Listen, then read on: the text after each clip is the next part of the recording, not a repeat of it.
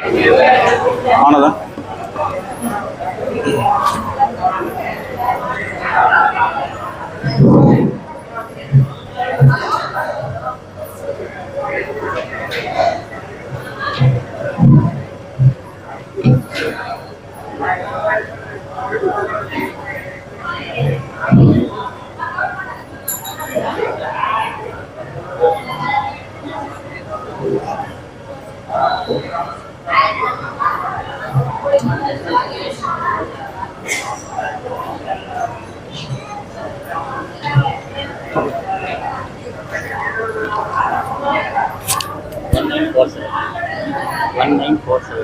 One nine four seven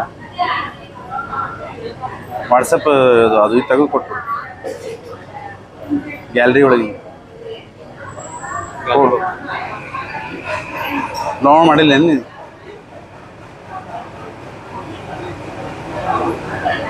1947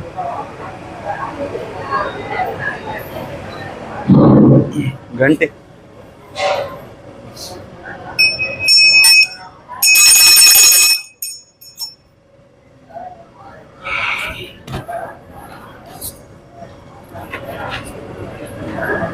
Shri ಗುರುಭ್ಯೋ ನಮಃ ಹರಿ ಓಂ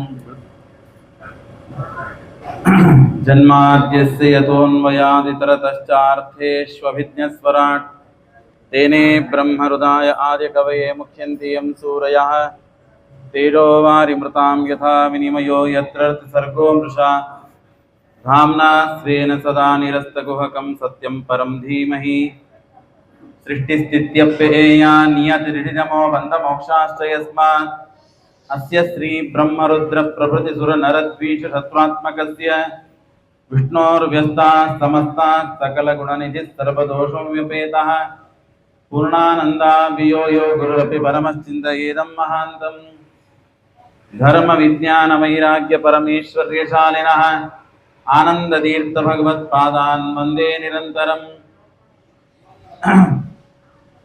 ಚಿತ್ರೈಃ ಪದೈಶ್ಚ ಗಂಭೀರೈರ್ವಾಕ್ಯೈರ್ಮಾನೇರಖಂಡಿತೈಃ ಗುರುಭಾವಂ ವ್ಯಂಜಯಂತಿ ಭಾತಿ ಶ್ರೀರೈತೀರ್ಥವಾಕ್ ಯಸ್ಯ ವಾಕ್ಕಾಮಧೇನುರ್ನ ಕಾಮಿತಾರ್ಥಾನ್ ಪ್ರಯಚ್ಛತಿ ಸೇವೇತಂ ಜಯಯೋಗೀಂದ್ರಂ ಕಾಮಬಾಣಚ್ಛಿದಂ ಸದಾ ಭವತಿ ಯದನುಭಾವಾದೇಡಮೋಕೋಪಿ ವಾಗ್ಮೀ ಜಡಮತಿರಪಿ ಜಂತುರ್ಜಾಯತೆ ಪ್ರಾಜ್ಞಮೌಲಿಃ सकल वचन चेतो देवता भारती सा मम वचसि धत्तां सन्निधिं मानसे च नमोस्तु तात्विका देवाः विष्णुभक्तिपरायणाः धर्ममार्गे प्रेरयन्तो भवन्तः सर्वगेवै वक्रतुण्डमहाकाय सूर्यकोटिसमप्रभ निर्विघ्नं कुरु मे देव सर्वकार्येषु सर्वदा नौमिन्याय सुधाधिकृज्जयमुनीन् श्रीपादराट्सन्मणीन् व्यासार्यान् विविधागमक्तिविहरान् श्रीवादिराजानपि वन्देऽहं सवरान् रघुत्तमगुरुन् वैदग्ध्यवारानिधीन्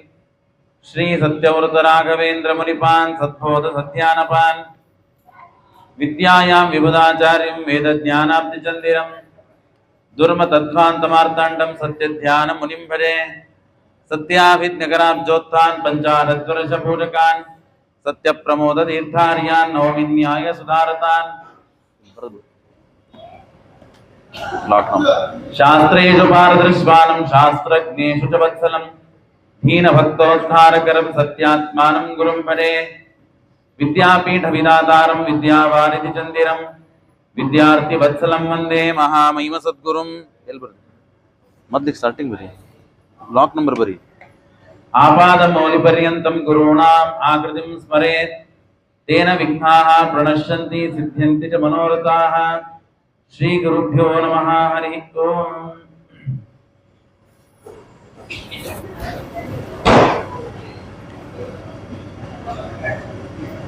परमात्मನ पूर्ण अनुग्रह पात्रराದಂತಹ ಮುಖ್ಯ ಪ್ರಾಣ ದೇವರು ಹನುಮಂತ ದೇವರು ಭೀಮಸೇನ ದೇವರು ಮಧ್ವಾಚಾರ್ಯರು ಅನಂತಾನಂತ ಜೀವರಾಶಿಗಳಿಗೆ ನಿಯಾಮಕರಾಗಿ ಪರಮಾತ್ಮನ ಅನುಗ್ರಹಕ್ಕೆ ಪರಮಾತ್ಮನ ದಯೆಯಿಂದ ತಾವು ಜೀವೋತ್ತಮರಾಗಿದ್ದಾರೆ ಅಂತ ಪ್ರಾಣದೇವರ ಇವತ್ತು ಜಯಂತಿ. ಬೆಳಗ್ಗೆ ಪಂಚಾಮೃತ ಅಭಿಷೇಕ, ಜೇನ ತುಪ್ಪಿನ ಅಭಿಷೇಕ, ಪಾರಾಯಣ, ನಂತರ ಶ್ರೀ ಕ್ಷೇತ್ರವಾದಂತಹ ತಿರುಪತಿ ಅಲ್ಲಿ ಶ್ರೀಭೂ ಸಮೇತ ಪರಮಾತ್ಮನ ಕಲ್ಯಾಣೋತ್ಸವ ಕಾರ್ಯಕ್ರಮ, ಅನಂತರದಲ್ಲಿ ಈ 5 ದಿನಗಳಿಂದ ನಡೆದ ಶ್ರೀಮದ್ ಭಾಗವತದ ಪಂಚಮ ಸ್ಕಂದದ ಮಂಗಳ ಮಹೋತ್ಸವ ಕಾರ್ಯಕ್ರಮ ನಡೀತಾ ಇದೆ. ನಿನ್ನೆ ನೀವು ಕೇಳಿದಿರಿ, ಭರತ ಚಕ್ರವರ್ತಿಗೆ ರಘುಗಣ ರಾಜ ತಾನು ಪ್ರಶ್ನೆಯನ್ನು ಮಾಡಿದ್ದಾನೆ.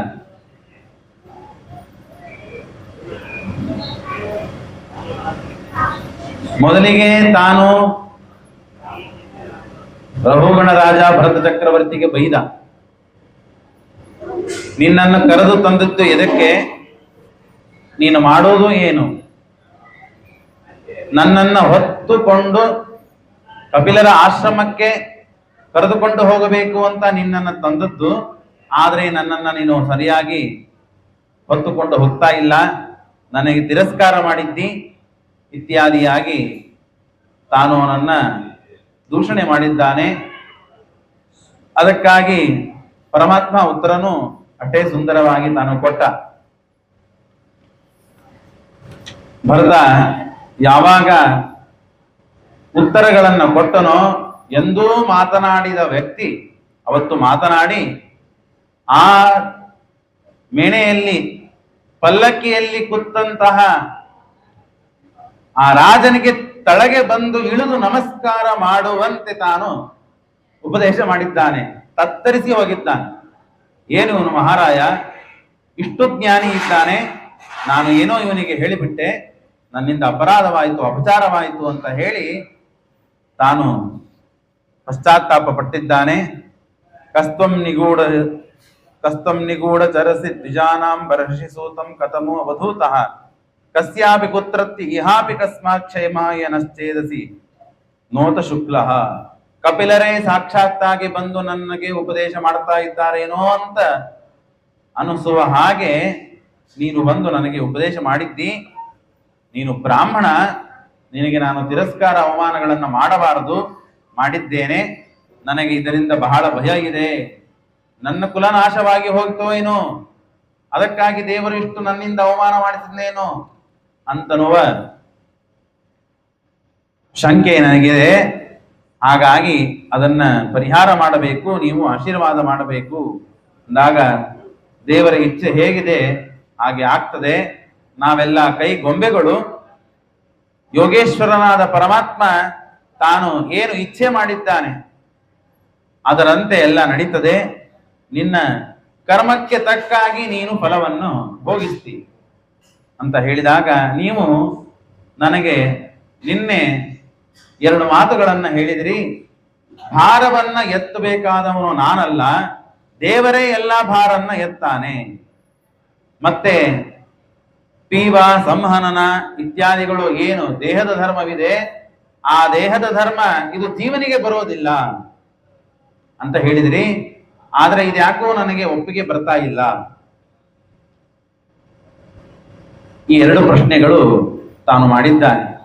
ನಿನ್ನೆ ನೀವು ಕೇಳಿದ್ದೀರಿ, ಅದಕ್ಕೆ ದೃಷ್ಟಾಂತವನ್ನು ಕೊಟ್ಟಿದ್ದಾನೆ. ಈಗ ಅಡಿಗೆ ಮಾಡುವಂತಹ ವ್ಯಕ್ತಿಗಳು ಅಡಿಗೆ ಮಾಡಬೇಕಾದಾಗ ಅನ್ನ ಮಾಡುತ್ತಾರೆ. ಅನ್ನ ಮಾಡಬೇಕಾದಾಗ ಬೆಂಕಿಗೂ ಅಗ್ನಿಗೂ ಮತ್ತು ಅಕ್ಕಿಗೂ ಏನೂ ಸಂಬಂಧವಿರುವುದಿಲ್ಲ, ಆದರೂ ಅನ್ನವಾಗಿ ಬರುತ್ತದೆ. ಹಾಗೆ ಮನುಷ್ಯನಿಗೆ ದೇಹದ ಮೇಲೆ, ಇಂದ್ರಿಯಗಳ ಮೇಲೆ, ಮನಸ್ಸಿನ ಮೇಲೆ ಅಭಿಮಾನವಿರೋದರಿಂದ ಆ ದೇಹೇಂದ್ರಿಯ ಮನಸ್ಸಿನಗಳ ವಿಕಾರದ ಮೇಲೆ ಆತ್ಮನಿಗೆ ವಿಕಾರ ಯಾಕಾಗುವುದಿಲ್ಲ? ಆತ್ಮ ಏಕಪ್ರಕಾರ ಸ್ಥೂಲ ಅಣು ನಿತ್ಯ ಆನಂದ ರೂಪ ಅಂತ ನೀವು ಹೇಳ್ತೀರಿ, ಅದು ಸರಿಯಲ್ಲಲ್ಲ ಅಂತ ಪ್ರಶ್ನೆ ಮಾಡಿದ್ದಾನೆ. ಆ ಪ್ರಶ್ನೆಗೆ ಉತ್ತರವನ್ನ ಬಹಳ ಸೂಕ್ಷ್ಮವಾದಂತಹ ವಿಷಯ, ಕಠಿಣವಾದ ವಿಷಯ. ಅದನ್ನ ಪರಮಾತ್ಮ ಭರತ ಚಕ್ರವರ್ತಿಯಲ್ಲಿ ನಿಂತು ತಾನು ಉಪದೇಶ ಮಾಡ್ತಾ ಇದ್ದಾನೆ.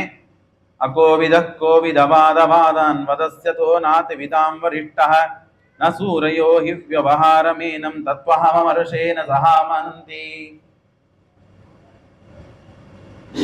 ಸರ್ ಫ್ಯಾನ್ ಹಚ್ತೀರ? ಫ್ಯಾನ್ ಬೇಡ, ಹೌದಾ?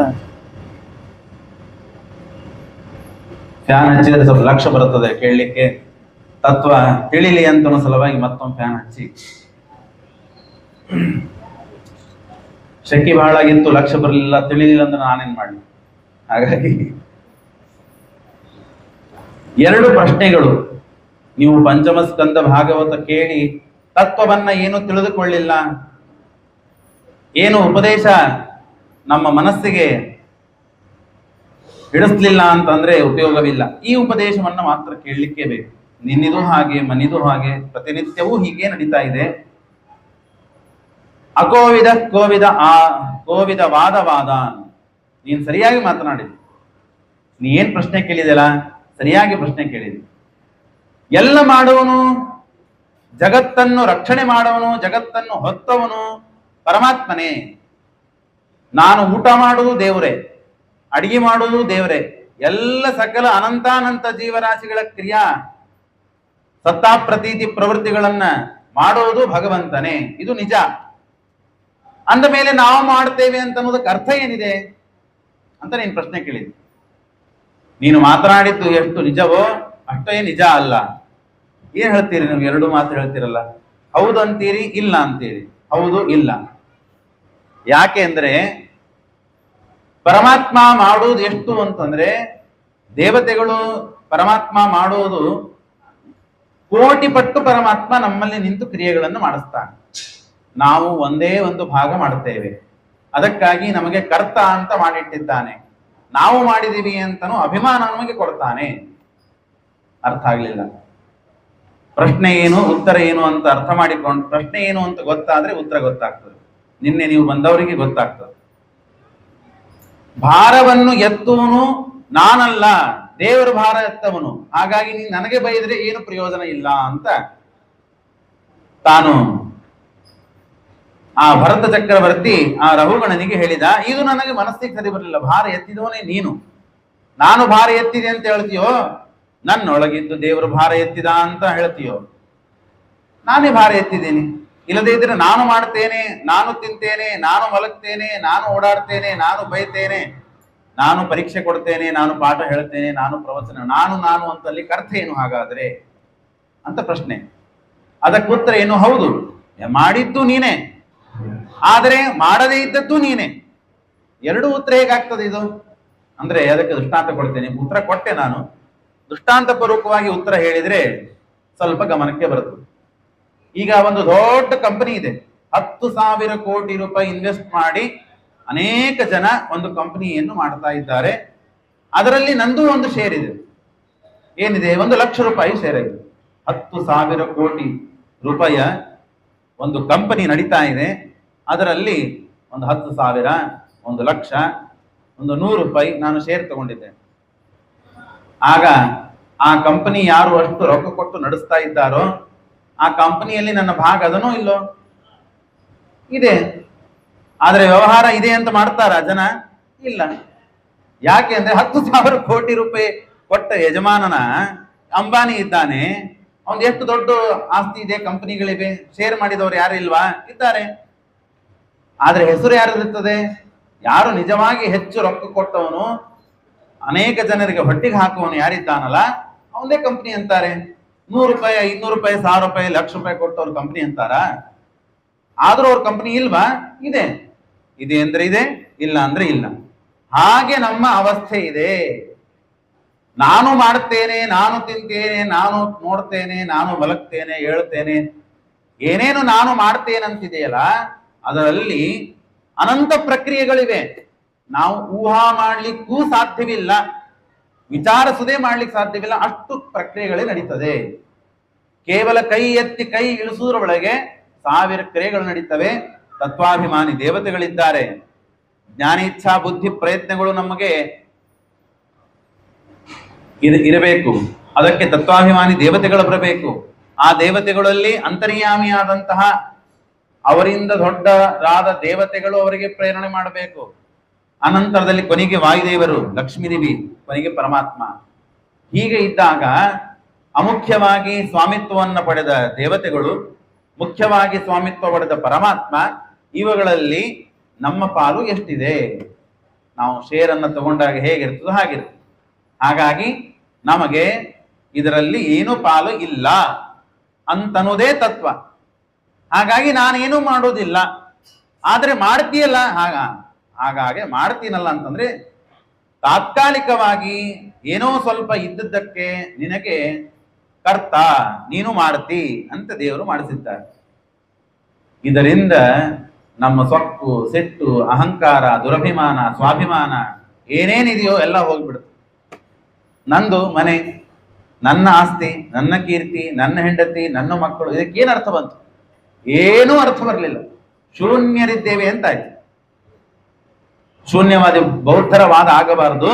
ಹಾಗಾಗಿ ನಿನ್ನ ಯೋಗ್ಯತೆ, ನಿನ್ನ ಅಸ್ತಿತ್ವ ದೇವರ ಮುಂದೆ ಏನಿದೆ ನೀನು ಅರ್ಥ ಮಾಡಿಕೊಳ್ಳಬೇಕು ಅಂತ ಸಲುವಾಗಿ ತಾವು ತಿಳಿಸಿಕೊಡ್ತಾರೆ. ಕೋವಿದ ವಾದಾನ್ ವದಸ್ಯತೋ ನಾತಿ ವಿಧಾಂ ವರಿಷ್ಠ ನಸೂರಯೋ ಹಿ ವ್ಯವಹಾರಮೇನಂ ತತ್ವಾವಮರ್ಶೇನ. ಇದನ್ನ ಚರ್ಚೆ ಮಾಡದೇ ಇದ್ರೆ, ಅವಲೋಕನ ಮಾಡದೇ ಇದ್ದರೆ ಈ ವಿಷಯ ಅರ್ಥವಾಗಲಿಕ್ಕೆ ಕಷ್ಟವಿಲ್ಲ, ಬಹಳ ಕಷ್ಟ ಇಲ್ಲದೆ ಇದ್ರೆ ಅಂತ ಹೇಳಿ ಪರಾಧೀನಸ್ಯ ಅವಿದ್ಯಮಾನ ತುಲ್ಯತ್ವ, ಪರಾಧೀನಸ್ಯ ಅಲ್ಪ ಅವಿದ್ಯಮಾನ ತುಲ್ಯತ್ವ ತ್ವಯಾ ನ ತಥಾ ವ್ಯವಹೃತಃ ನ ಕೋವಿದಃ ಇತ್ಯರ್ಥಃ. ಹಾಗಾಗಿ ಅವನಿಗೆ ಮೊದಲಿಗೆ ಅಸ್ವಾತಂತ್ರ್ಯವಿದೆ, ಎರಡನೇದಾಗಿ ಪರಾಧೀನನಾಗಿದ್ದಾನೆ, ಮೂರನೇದಾಗಿ ಎಲ್ಲ ತತ್ವಾಭಿಮಾನಿಗಳಿಂದ ಮದುವೆ ಮಾಡಿಕೊಂಡು ದೇವತೆವರೆಗೆ ಎಲ್ಲರೂ ಅವನಿಗೆ ಪ್ರೇರಣೆ ಮಾಡ್ತಾರೆ. ಅಂದ ಮೇಲೆ ತಾನೇನ್ ಮಾಡ್ತಾನೆ ಅಂತ ಆಗ್ತದೆ ಹೊರತು ಮಾಡಂಗಿಲ್ಲ ಅಂತೂ ಆಗೋದಿಲ್ಲ, ಮಾಡ್ತಾನೆ ಅಂತ ಆಗೋದಿಲ್ಲ.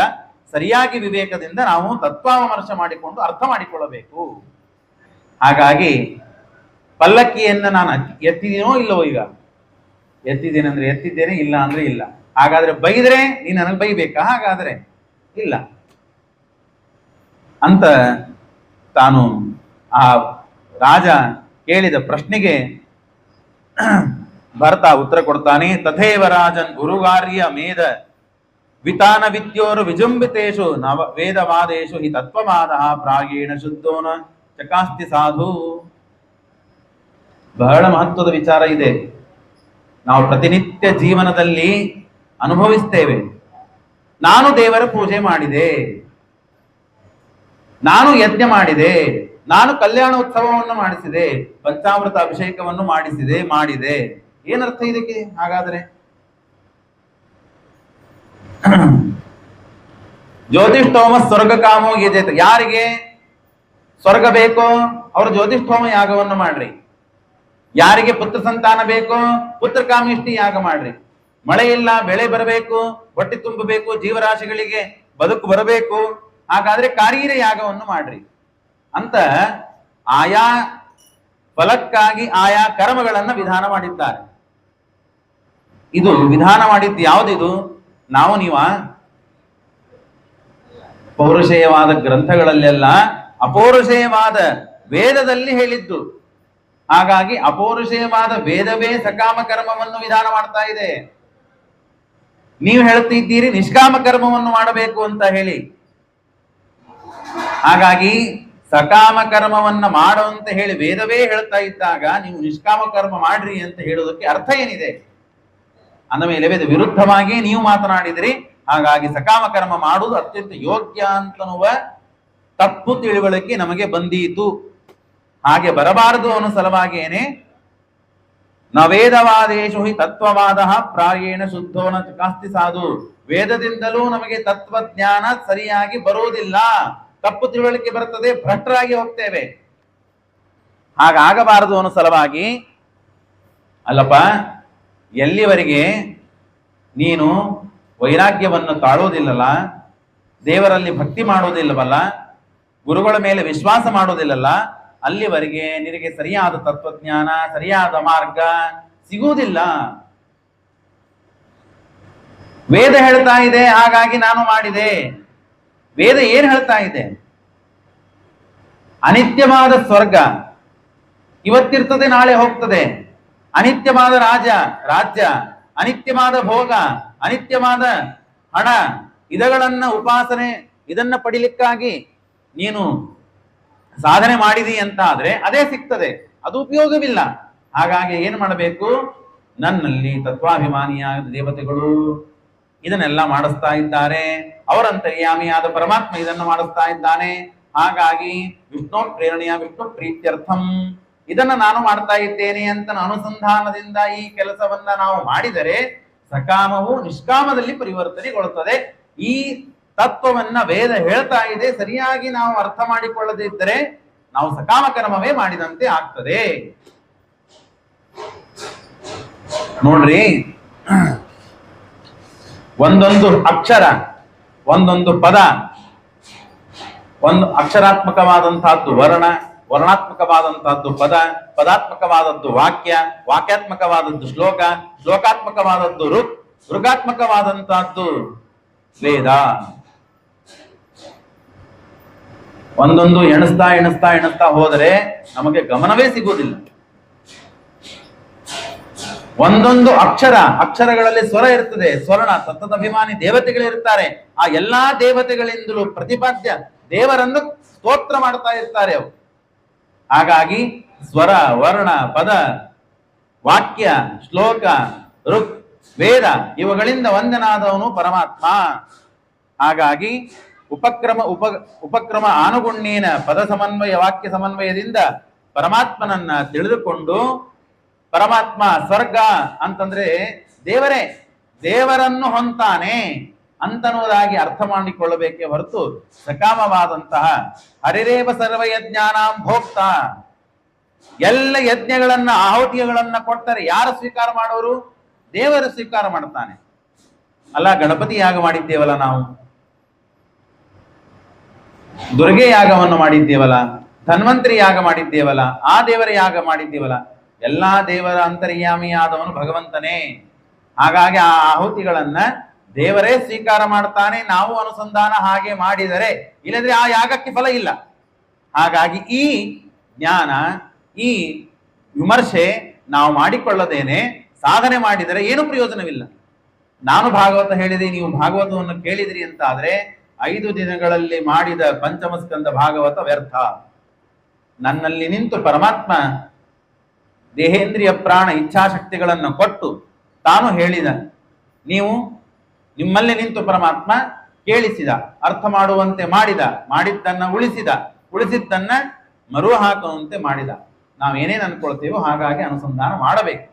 ಮಾಡಿದಾಗಲೇನೆ ಆ ಕ್ರಿಯಾ, ಆ ಕರ್ಮ ಇದು ಫಲವನ್ನು ಕೊಡ್ತದೆ ಅಂತ ಹೇಳ್ತಾರೆ. ಹಾಗಾಗಿ ತಥೈವ ರಾಜನ್ ಉರುಗಾರ್ಹ ಮೇಧ ವಿತ್ತಾನ ವಿದ್ಯೋರು ವಿಜೃಂಭೃತೇಷು ನವೇದವಾದೇಶು ಹಿ ತತ್ವವಾದ ಪ್ರಾಯೇಣ ಶುದ್ಧೋ ನ ಚಕಾಸ್ತಿ.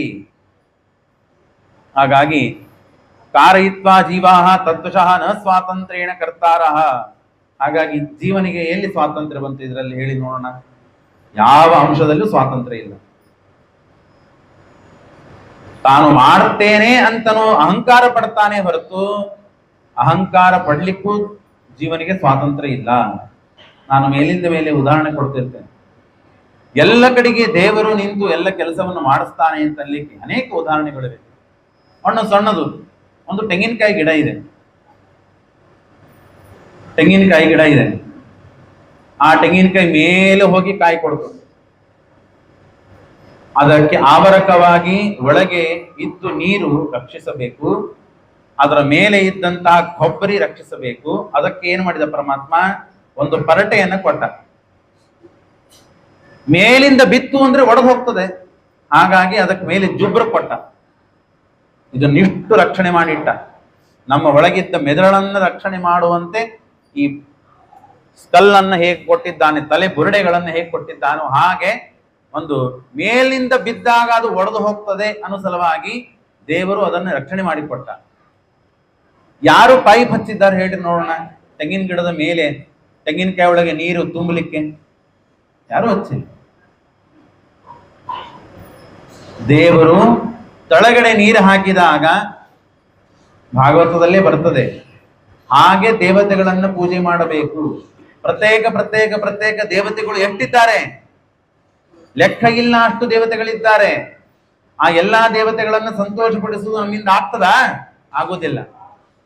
ಪ್ರತ್ಯೇಕ ಪ್ರತ್ಯೇಕ ಗಿಡದ ಎಲೆಗಳಿಗೆ ಹೋಗಿ ನೀರನ್ನು ಹಾಕ್ಲಿಕ್ಕೆ ಆಗತ್ತಾ ನಮಗೆ? ಆಗೋದಿಲ್ಲ. ಹಾಗಾದ್ರೆ ಏನ್ ಮಾಡಬೇಕು? ಮೂಲಕ್ಕೆ ನೀರು ಹಾಕಿದ್ರೆ ಸಾಕು, ಅವೆಲ್ಲ ನೀರು ಕುಡಿತು, ತನ್ನ ಕೆಲಸ ತಾನು ಮಾಡ್ತದೆ. ಹಾಗೆ ಎಲ್ಲದಕ್ಕೂ ಮೂಲಪ್ರಾಯನಾದವನು ಭಗವಂತ. ಆ ಭಗವಂತನಿಗೆ ನಾವು ಪೂಜೆಗಳನ್ನ ಮಾಡಿದರೆ, ಅನುಸಂಧಾನ ಸ್ತೋತ್ರ ಆರಾಧನೆಗಳನ್ನ ಮಾಡಿದರೆ ಎಲ್ಲಾ ದೇವತೆಗಳು ಸಂತೋಷ ಪಡ್ತಾರೆ. ಅನುಸಂಧಾನ ಇರಬೇಕು. ದೇವರಿಗೆ ಮಾತ್ರ ಪೂಜೆ ಮಾಡಿದ್ರೂ ನಡೆಯುವುದಿಲ್ಲ, ಮತ್ತೆ ದೇವರ ಸಂತೋಷ ಪಡುವುದಿಲ್ಲ. ಆ ತೆಂಗಿನಕಾಯಿಯನ್ನ, ಸಣ್ಣ ತೆಂಗಿನಕಾಯಿಯನ್ನ ಹೀಗೆ ರಕ್ಷಣೆ ಮಾಡ್ತಾನೆ ಪರಮಾತ್ಮ. ಅದರ 2 ಪಟ್ಟು ಅಲ್ಲ 3 ಪಟ್ಟು ದೊಡ್ಡದಿರುತ್ತದೆ ಕುಂಬಳಕಾಯಿ. ತೆಂಗಿನಕಾಯಿ ಇರೋದು ಒಳಗೆ ಇಷ್ಟೇ, ಕೊಬ್ಬರಿ, ಅದರ ಮೇಲೆ ಬರಟೆ, ಅದರ ಮೇಲೆ ಜುಬ್ರ, ಅದು ಎಷ್ಟು ಮೇಲಿಂದ ಬಿದ್ದರೂ ಅದು ಏನಾಗೋದಿಲ್ಲ, ಹಾಗೆ ರಕ್ಷಿತವ. ಕುಂಬಳಕಾಯಿ ದೊಡ್ಡದಿದೆ ಅಂತ ಹೇಳಿ ಅದಕ್ಕೆ ಮತ್ತೆ ಪರಟೆ ಮಾಡಿ, ಅದಕ್ಕೆ ಜುಬ್ರ ಮಾಡಿ ಇಟ್ಟು ದೊಡ್ಡದು ಮಾಡಲಿಲ್ಲ ದೇವರು. ಅದು ಬಳ್ಳಿಯಲ್ಲಿ ಬೆಳೆಯೋದು, ತಳಗಡೆ ಭೂಮಿ ಮೇಲೆ ಸಿಗ್ತದೆ. ಹಾಗಾಗಿ ಮೇಲೆ ಒಂದು ತೊಗಟು ಕೊಟ್ರೆ ಸಾಕು, ಚರ್ಮ ಕೊಟ್ರೆ ಸಾಕು, ಒಳಗಿದ್ದ ಪದಾರ್ಥ ಹಾಳಾಗದೇ ಇದ್ದಂತೆ ಒಂದು ತೊಗಟು ಕೊಟ್ರೆ ಸಾಕು ಅಂತ ಹೇಳಿ ಪರಮಾತ್ಮ ರಕ್ಷಣೆ ಮಾಡಿದ.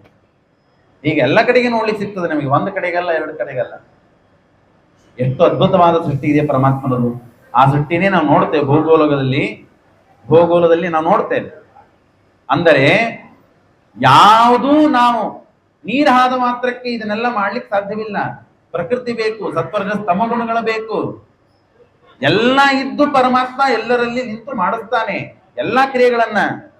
ಹಾಗಾಗಿ ನಾವು ಇದನ್ನ ಅರ್ಥ ಮಾಡಿಕೊಳ್ಳದಿದ್ದರೆ, ವೇದ ಇದು ಸಕಾಮವಾಗಿ ಹೇಳ್ತಾ ಇದೆ ಕರ್ಮಗಳನ್ನು ಮಾಡ್ರಿ ಅಂತ ಹೇಳಿ.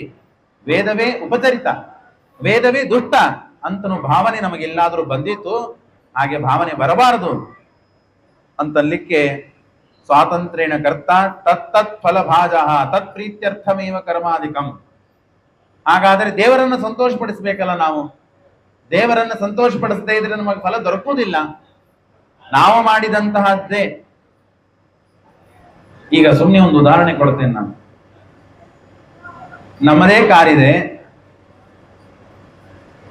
ನಾವೇ ಪೆಟ್ರೋಲ್ ಹಾಕಿಸ್ಬೇಕು, ಊರಿನಿಂದ ಊರಿಗೆ ಹೋಗಬೇಕಾಗಿದೆ, ಡ್ರೈವರ್ನ ಕರೆದುಕೊಂಡ್ಬಂದ್ವಿ. ಡ್ರೈವರ್ ಅಷ್ಟೇ ಬಾಡಿಗೆ, ಕಾರ್ ನಮ್ದೇ, ಪೆಟ್ರೋಲ್ ನಮ್ದೇ, ಕೂಡೂರು ನಾವೇ, ಎಲ್ಲ ನಾವೇ. ಆ ಡ್ರೈವರಿಗೂ ನೀವು ಎಷ್ಟು ಹಣ ಕೊಡ್ಬೇಕಷ್ಟು ಹಣ ಕೊಡ್ಲಿಲ್ಲ ಅಂದ್ರೆ ಕುಪಿಸಿಕೊಳ್ತಾನೆ, ಸಿಟ್ಟಿಗೆ ಬರ್ತಾನೆ. ಏನ್ ಅವನ್ ತಲೆ ಸರಿಗಿಲ್ಲ ಅಂತಂದ್ರೆ ನಾವೆಲ್ಲರೂ ಸತ್ತು ಹೋಗಿದ್ದೇವೆ, ಹಾಗಾಗಿ ಏನಂತ ನಾನು ಕೊಟ್ಬಿಡೋಣಪ್ಪ. ಅಡಿಗೆಯವರಿದ್ದಾರೆ, ಬೇಕಾದೆಲ್ಲ ಮಾಡ್ಲಿಕ್ಕೆ ಸಮರ್ಥರಿದ್ದಾರೆ, ಅವ್ರಿಗೆ ಏನ್ ಬೇಕು ಅದನ್ನ ಸಮಾಧಾನ ಮಾಡ್ಲಿಲ್ಲ ಅಂದ್ರೆ ಅಡಿಗೆ ಕೆಡಿಸಿದ್ರೆ ಏನ್ ಮಾಡ್ತೀರಿ? ಊರನ್ನ ಸರಿಯಾಗಿ ಮುಟ್ಟಿಸ್ಲಿಲ್ಲ ಅಂದ್ರೆ ಏನ್ ಮಾಡ್ತೀರಿ? ಎಲ್ಲ ನಮ್ಮದೇ ಇದೆ, ಮತ್ತೆ ಎಲ್ಲ ನಮ್ಮದೇ ಇದ್ದು ಪ್ರತಿನಿತ್ಯ ಅನುಭವಿಸ್ತೇವೆ. ಹಾಗಾಗಿ ಆಯಾ ವ್ಯಕ್ತಿಗಳು ಸಂತೋಷದಿಂದ ಇದ್ರೇನೆ ಎಲ್ಲ ಸುಬದ್ಧವಾಗಿ ನಡೀತದೆ. ಹಾಗೆ ನಮ್ಮದೇ ಆದಂತಹ, ನಾವು ಮಾಡಿದಂತಹ, ದೇವರು ಮಾಡಿಸಿದ ಕರ್ಮನೆ, ನಾವು ವಿಷ್ಣು ಪ್ರೇರಣೆಯ ವಿಷ್ಣು ಪ್ರೀತ್ಯರ್ಥಂ ಅಂತ ಹೇಳೇನೆ ಅನುಸಂಧಾನ ಪೂರ್ವಕವಾಗಿ ಆ ಕರ್ಮವನ್ನ ದೇವರಿಗೆ ಗುರುಗಳ ದ್ವಾರ ಸಮರ್ಪಣೆ ಮಾಡಿದ್ದೇವೆ. ಆದರೂ ದೇವರು ನಮ್ಮಲ್ಲಿ, ದೇವರಿಗೆ ನಾವು ಸಂತೋಷವನ್ನು ಪಡಿಸಲಿಲ್ಲ ಅಂತ ಆದರೆ ಆ ಕರ್ಮಕ್ಕೆ ದೇವರು ತಕ್ಕ ಫಲ ಕೊಡುವುದಿಲ್ಲ. ಹಾಗೇನಿಲ್ಲ, ಅಲ್ಲಿ ಇಲ್ಲಿ ವ್ಯತ್ಯಾಸವಿದೆ. ಅದಕ್ಕಾಗಿ ಹೇಳಿಕ್ ಬಂದೆ ನಾನು. ನ ದೇವತೋಷಣ ವೃಥ. ದೇವರಿಗೆ ಆ ಕರ್ಮವು, ನಾವು ಮಾಡಿದ ಕರ್ಮವು, ಯಾವ ಫಲ ಉದ್ದೇಶಕ ಇಲ್ಲದೇನೆ ನಾವು ಮಾಡಿದ ಕರ್ಮವು ದೇವರಿಗೆ ಸಂತೋಷವನ್ನು ಕೊಟ್ಟಿತು ಅಂತ ಆದರೆ ಆ ಕರ್ಮದಿಂದ ದೇವರು ಇವತ್ತಿಲ್ಲ ನಾಳೆ ಫಲವನ್ನು ಕೊಟ್ಟೇ ಕೊಡ್ತಾನೆ. ನಮಗೆ ಭಾವನೆ ಇದೆ, ನಾವು ಫಲವನ್ನು ಮಾಡಿದ್ದೇವೆ, ದೇವರು ಸಂತೋಷ ಪಟ್ಟಿದ್ದಾನೋ ಇಲ್ಲ ಗೊತ್ತಿಲ್ಲ. ನಮ್ಮ ಜೊತೆಗಿದ್ದವರು 108 ಪ್ರದಕ್ಷಿಣೆ ಹಾಕಿದ್ದಾರೆ, ನಾನು 108 ಪ್ರದಕ್ಷಿಣೆ ಹಾಕಿದ್ದೀನಿ, ಅವನಿಗೆ ಫಲ ಕೊಟ್ಟ ದೇವರು, ನನಗೆ ಕೊಡ್ಲಿಲ್ಲ. ಇದೇ ಗೊಂದಲದಲ್ಲೇ ಇರ್ತೇವೆ ನಾವು. ಅಷ್ಟು ದೇವರ ಮೇಲೆ ಮತ್ತೆ ಅವಿಶ್ವಾಸ ಮಾಡೇ ಬಿಟ್ಟಿವಿ. ಸುಧಾಮನು ಹೀಗೆ ಮಾಡಿದ್ದ ಅಂತ ಆದ್ರೆ ಅವನಿಗೆ ಆ ವೈಭವ ಸಿಗ್ತಿದ್ದಿಲ್ಲ. ಅವನೇನ್ ಅಂದುಕೊಂಡ, ನಾನು ದರಿದ್ರನೇ ಇದ್ದೇನೆ, ದೇವರು ನನಗೆ ಯಾಕೆ ಉಪಕಾರ ಮಾಡಬೇಕು, ನಾನು ಏನು ಅವನಿಗೆ ಭಕ್ತಿ ಮಾಡಿದ್ದೇನೆ, ಅವನನ್ನು ಕುರಿತು ಏನು ಆರಾಧನೆ ಮಾಡಿದ್ದೇನೆ ಅಂತ ದೇವರು ನನಗೆ ಇಷ್ಟು ನಾನು ಕೇಳಿದ ಅಪೇಕ್ಷಿತವಾದ ಫಲಗಳನ್ನ ದೇವರು ಯಾಕೆ ಕೊಡಬೇಕು ಅಂತನ್ನುವುದಾಗಿ ದೇವರ ಮೇಲೆ ಭಕ್ತಿ ಮಾಡಿದುವೆ ಹೊರತು ದೇವರನ್ನ ಬೈಲಿಲ್ಲ, ದೇವರನ್ನ ಉದಾಸೀನ ಮಾಡಲಿಲ್ಲ, ದೇವರನ್ನ ತಿರಸ್ಕಾರ ಮಾಡಲಿಲ್ಲ ಅವನು. ಇದೇ ಮಾರ್ಗದರ್ಶನದಲ್ಲಿ ನಾವು ಇರಬೇಕು.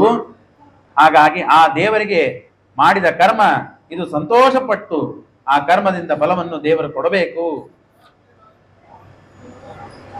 ಹೌದು, ಹಾಗಾದ್ರೆ ವೇದವೇ ಸಕಾಮ ಕರ್ಮವನ್ನು ಹೇಳ್ತಾ ಇದೆ, ವೇದದಿಂದ ಫಲವೇ ಸಿಗಲಿಲ್ಲ, ನಾವು ತತ್ವಗಳನ್ನೇ ಅರ್ಥ ಮಾಡಿಕೊಳ್ಳಿಲ್ಲ ಅಂದ್ರೆ ನಾವು ಮಾಡಿದ ಕರ್ಮಗಳಿಗೆ ಏನು ಫಲ? ಹಾಗಾದ್ರೆ ವೇಸ್ಟ್. ಹಾಗಾದ್ರೆ ಯಾರು ಹೇಳಿದ್ದಾರೆ ವೇಸ್ಟ್ ಅಂತ ಹೇಳಿ?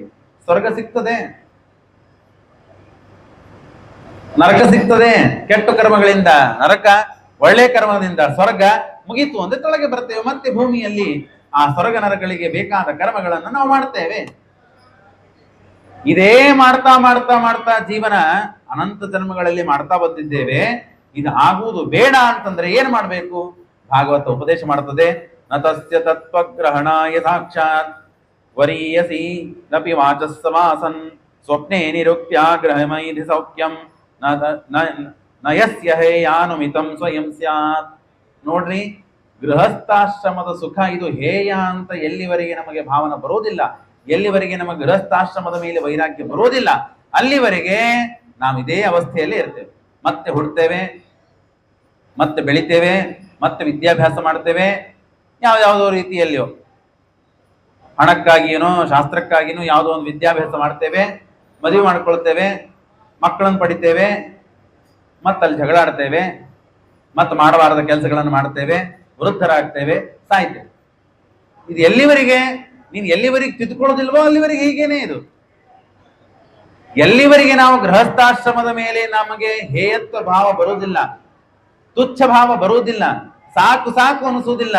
ವಿಚಿತ್ರ ಏನು ಅಂದ್ರೆ, ಇವತ್ತು ಮಾಡಿದ ಇಡ್ಲಿ ವಡವನ್ನೇ ಮತ್ತೆ ನಾಳೆ ಮಾಡಿದ್ರೆ ನಾವು ರುಚಿಸಿ ತಿಂತೇವೆ, ನಮಗ್ ಬೇಸರ ಬರುವುದಿಲ್ಲ. ನಮಗೆ ನಿನ್ನೆ ಸ್ವಲ್ಪ ಖಾರ ಬರಬರಾಗಿತ್ತು, ಇವತ್ತು ಅಷ್ಟಾಗಿಲ್ಲ, ನಿನ್ನೆ ಚಲೋ ಇತ್ತು ಅಂತೇವೆ ನಾವು. ಹೊರತು ಅದರ ಮೇಲೆ ಉದಾಸೀನ ಭಾವ ಬರುವುದಿಲ್ಲ. ಯಾಕಪ್ಪ ನಿನ್ನೆ ತಿಂದಿದ್ದೀನಲ್ಲ, ಮತ್ತೆ ಯಾಕಿದಂತ ತಿನ್ಬೇಕು? ಅನ್ನ ಕಟ್ಟು ತಿಂದ್ರೆ ಸಾಕು. ನಾವು ತಿನ್ನುವಂತೇನೆ ಪ್ರತಿನಿತ್ಯ ರುಚಿ ರುಚಿ ರುಚಿ ಅಡಿಗೆಗಳನ್ನ ತಿಂದು ಬಿಟ್ಟಿದ್ರೆ ನಮಗೆ ಈ ಭಾಗವತ ಸಿಗ್ತಾ ಇದ್ದಿದ್ದಿಲ್ಲ, ಟೀಕಾ ಗ್ರಂಥಗಳು ಸಿಗ್ತಿದ್ದಿಲ್ಲ, ಟಿಪ್ಪಣಿಕಾರರು ಬರೆದ ಟಿಪ್ಪಣಿಗಳು ಸಿಗ್ತಿದ್ದಿಲ್ಲ. ಅವರು ಒಂದು ಯಾವುದೋ ಗುಹೆಯಲ್ಲಿ ಕೂತು ನುಚ್ಚನ್ನ ತಿಂತಾ ಇದ್ದಿದ್ದಕ್ಕೆ ವಿರಕ್ತರಾಗಿ ತಾವು ತಿಂದಿದ್ದಕ್ಕೆ ಗ್ರಂಥವನ್ನು ಬರೀಲಿಕ್ಕೆ ಆಯ್ತು ಅವರಿಗೆ. ಗ್ರಂಥವನ್ನು ಓದವರು, ಓದಿ ಅರ್ಥ ಮಾಡಿಕೊಳ್ಳೋರು ನಮ್ಮ ರೀತಿಯಲ್ಲಿ ನಮ್ಮ ಹಾದಿಯಲ್ಲಿ ಬಂದರೇನೆ ನಿಮಗೆ ಅರ್ಥವಾಗ್ತದೆ ಅಂತ ಅನ್ನೋದನ್ನು ತಿಳಿಸ್ಲಿಕ್ಕಾಗೇನೆ ತಾವು ಆ ವೃತ್ತಿಯನ್ನ ತಾವು ಅನುಷ್ಠಾನ ಮಾಡಿದರು. ಏನು ಟೀಕಾರಾಯರಿಗಿತ್ತಪ್ಪ ಎರಗೋಳು ಗೃಹದಲ್ಲಿ ಕೂತು ಸುಧಾದಿ ಗ್ರಂಥಗಳನ್ನ ಬರಿಬೇಕಂತ? ಇಂದ್ರದೇವರು, ಶೇಷಾಂಶ ಸಂಭೂತರು ಆರಾಮಾಗಿ ಸಿಂಹಾಸನದ ಮೇಲೆ ಕೂತೇ ತಾವು ಗ್ರಂಥ ಬರಿಬಹುದಾಗಿತ್ತಲ್ಲ, ಯಾರು ಕೇಳೋರಿದ್ರು ಅವರಿಗೆ? ಅದು ಇದ್ದರೆ ಇದು ಇರೋದಿಲ್ಲ, ಇದು ಇದ್ರೆ ಅದು ಇರೋದಿಲ್ಲ. ಇದನ್ನ ನಾವು ಅರ್ಥ ಮಾಡಿಕೊಳ್ಳಬೇಕನ್ನೋ ಸಲುವಾಗಿಯೇನೆ ತಾವು ಇದನ್ನ ಸೂಚನೆ ಮಾಡಿ ಕೊಟ್ಟಿದ್ದಾರೆ. ರಾಯರು ಯಾಕೆ ಹರಿದಿದ್ದು ಧಾಬಳಿಯನ್ನ ಗಂಟು ಕಟ್ಟಿಕೊಂಡು ಪಾಪ ಉಟ್ಕೊಳ್ತಾ ಇದ್ರು? ವರ್ಷಕ್ಕೆ ಒಮ್ಮೆ ಯಾಕೆ ತೈಲಾಭ್ಯಂಗನವನ್ನು ಮಾಡ್ತಾ ಇದ್ರು? ವರ್ಷಕ್ಕೆ ಒಂದು ಸ್ವಚ್ಛ ಬಟ್ಟೆಯನ್ನ ಯಾಕೆ ಉಟ್ಕೊಳ್ತಾ ಇದ್ರು? ಈಗ ಸಿಕ್ಕಲ್ಲಿ ಕಂಡಲ್ಲಿ ಯಾವ ವೃಂದಾವನಕ್ಕಾದ್ರೂ ಬಂಗಾರ ಕವಚ ಯಾಕೆ ಹಾಕ್ತಾರೆ? ಇದರಿಂದ ನಾವು ಅರ್ಥ ಮಾಡಿಕೊಳ್ಳಬೇಕು. ಅವರಿಗೆ ಅದು ಅಪೇಕ್ಷೆ ಇದ್ದಿದ್ದಿಲ್ಲ, ನಮ್ಮ ಸಮಾಧಾನಕ್ಕಾಗಿ ನಾವು ಹಾಕೋದು. ನಿಮ್ಮ ಮಠದಲ್ಲಿ ಬಂಗಾರ ಕವಚ ಹಾಕಿದ್ರೆ ನಾವು ಹಾಕ್ತೇವೆ, ಹಾಕಬಾರದು ಅಂತ ಉದ್ದೇಶ ಅಲ್ಲ. ಅವರಿಗೆ ಆ ಸತ್ಕಾರ ಗೌರವ ಆದರಗಳು ಮಾಡಬಾರದು ಅಂತ ಉದ್ದೇಶ ಅಲ್ಲ. ಅದನ್ನ ಬಿಟ್ಟು ಇದ್ದವರವರು ಅದನ್ನ ನಾವು ಅರ್ಥ ಮಾಡಿಕೊಳ್ಬೇಕು. ಅದನ್ನ ಬಿಟ್ಟು ತಾವು ಏನು ಸಾಧನೆ ಮಾಡಿದ್ರು ಅದನ್ನು ನಾವು ಅರ್ಥ ಮಾಡಿಕೊಳ್ಳದೇನೆ ಎಷ್ಟು ಬೇಕಾದ್ರೂ ಪಂಚಾಮೃತ ಮಾಡಿದ್ರೆ, ಎಷ್ಟು ಬೇಕಾದ್ರೂ ಉಪಾಸನೆ ಮಾಡಿದ್ರೆ, ಎಷ್ಟು ಬೇಕಾದ್ರೂ ರಥೋತ್ಸವಗಳು ಮಾಡಿದ್ರೆ ಏನು ಉಪಯೋಗ ಇಲ್ಲ.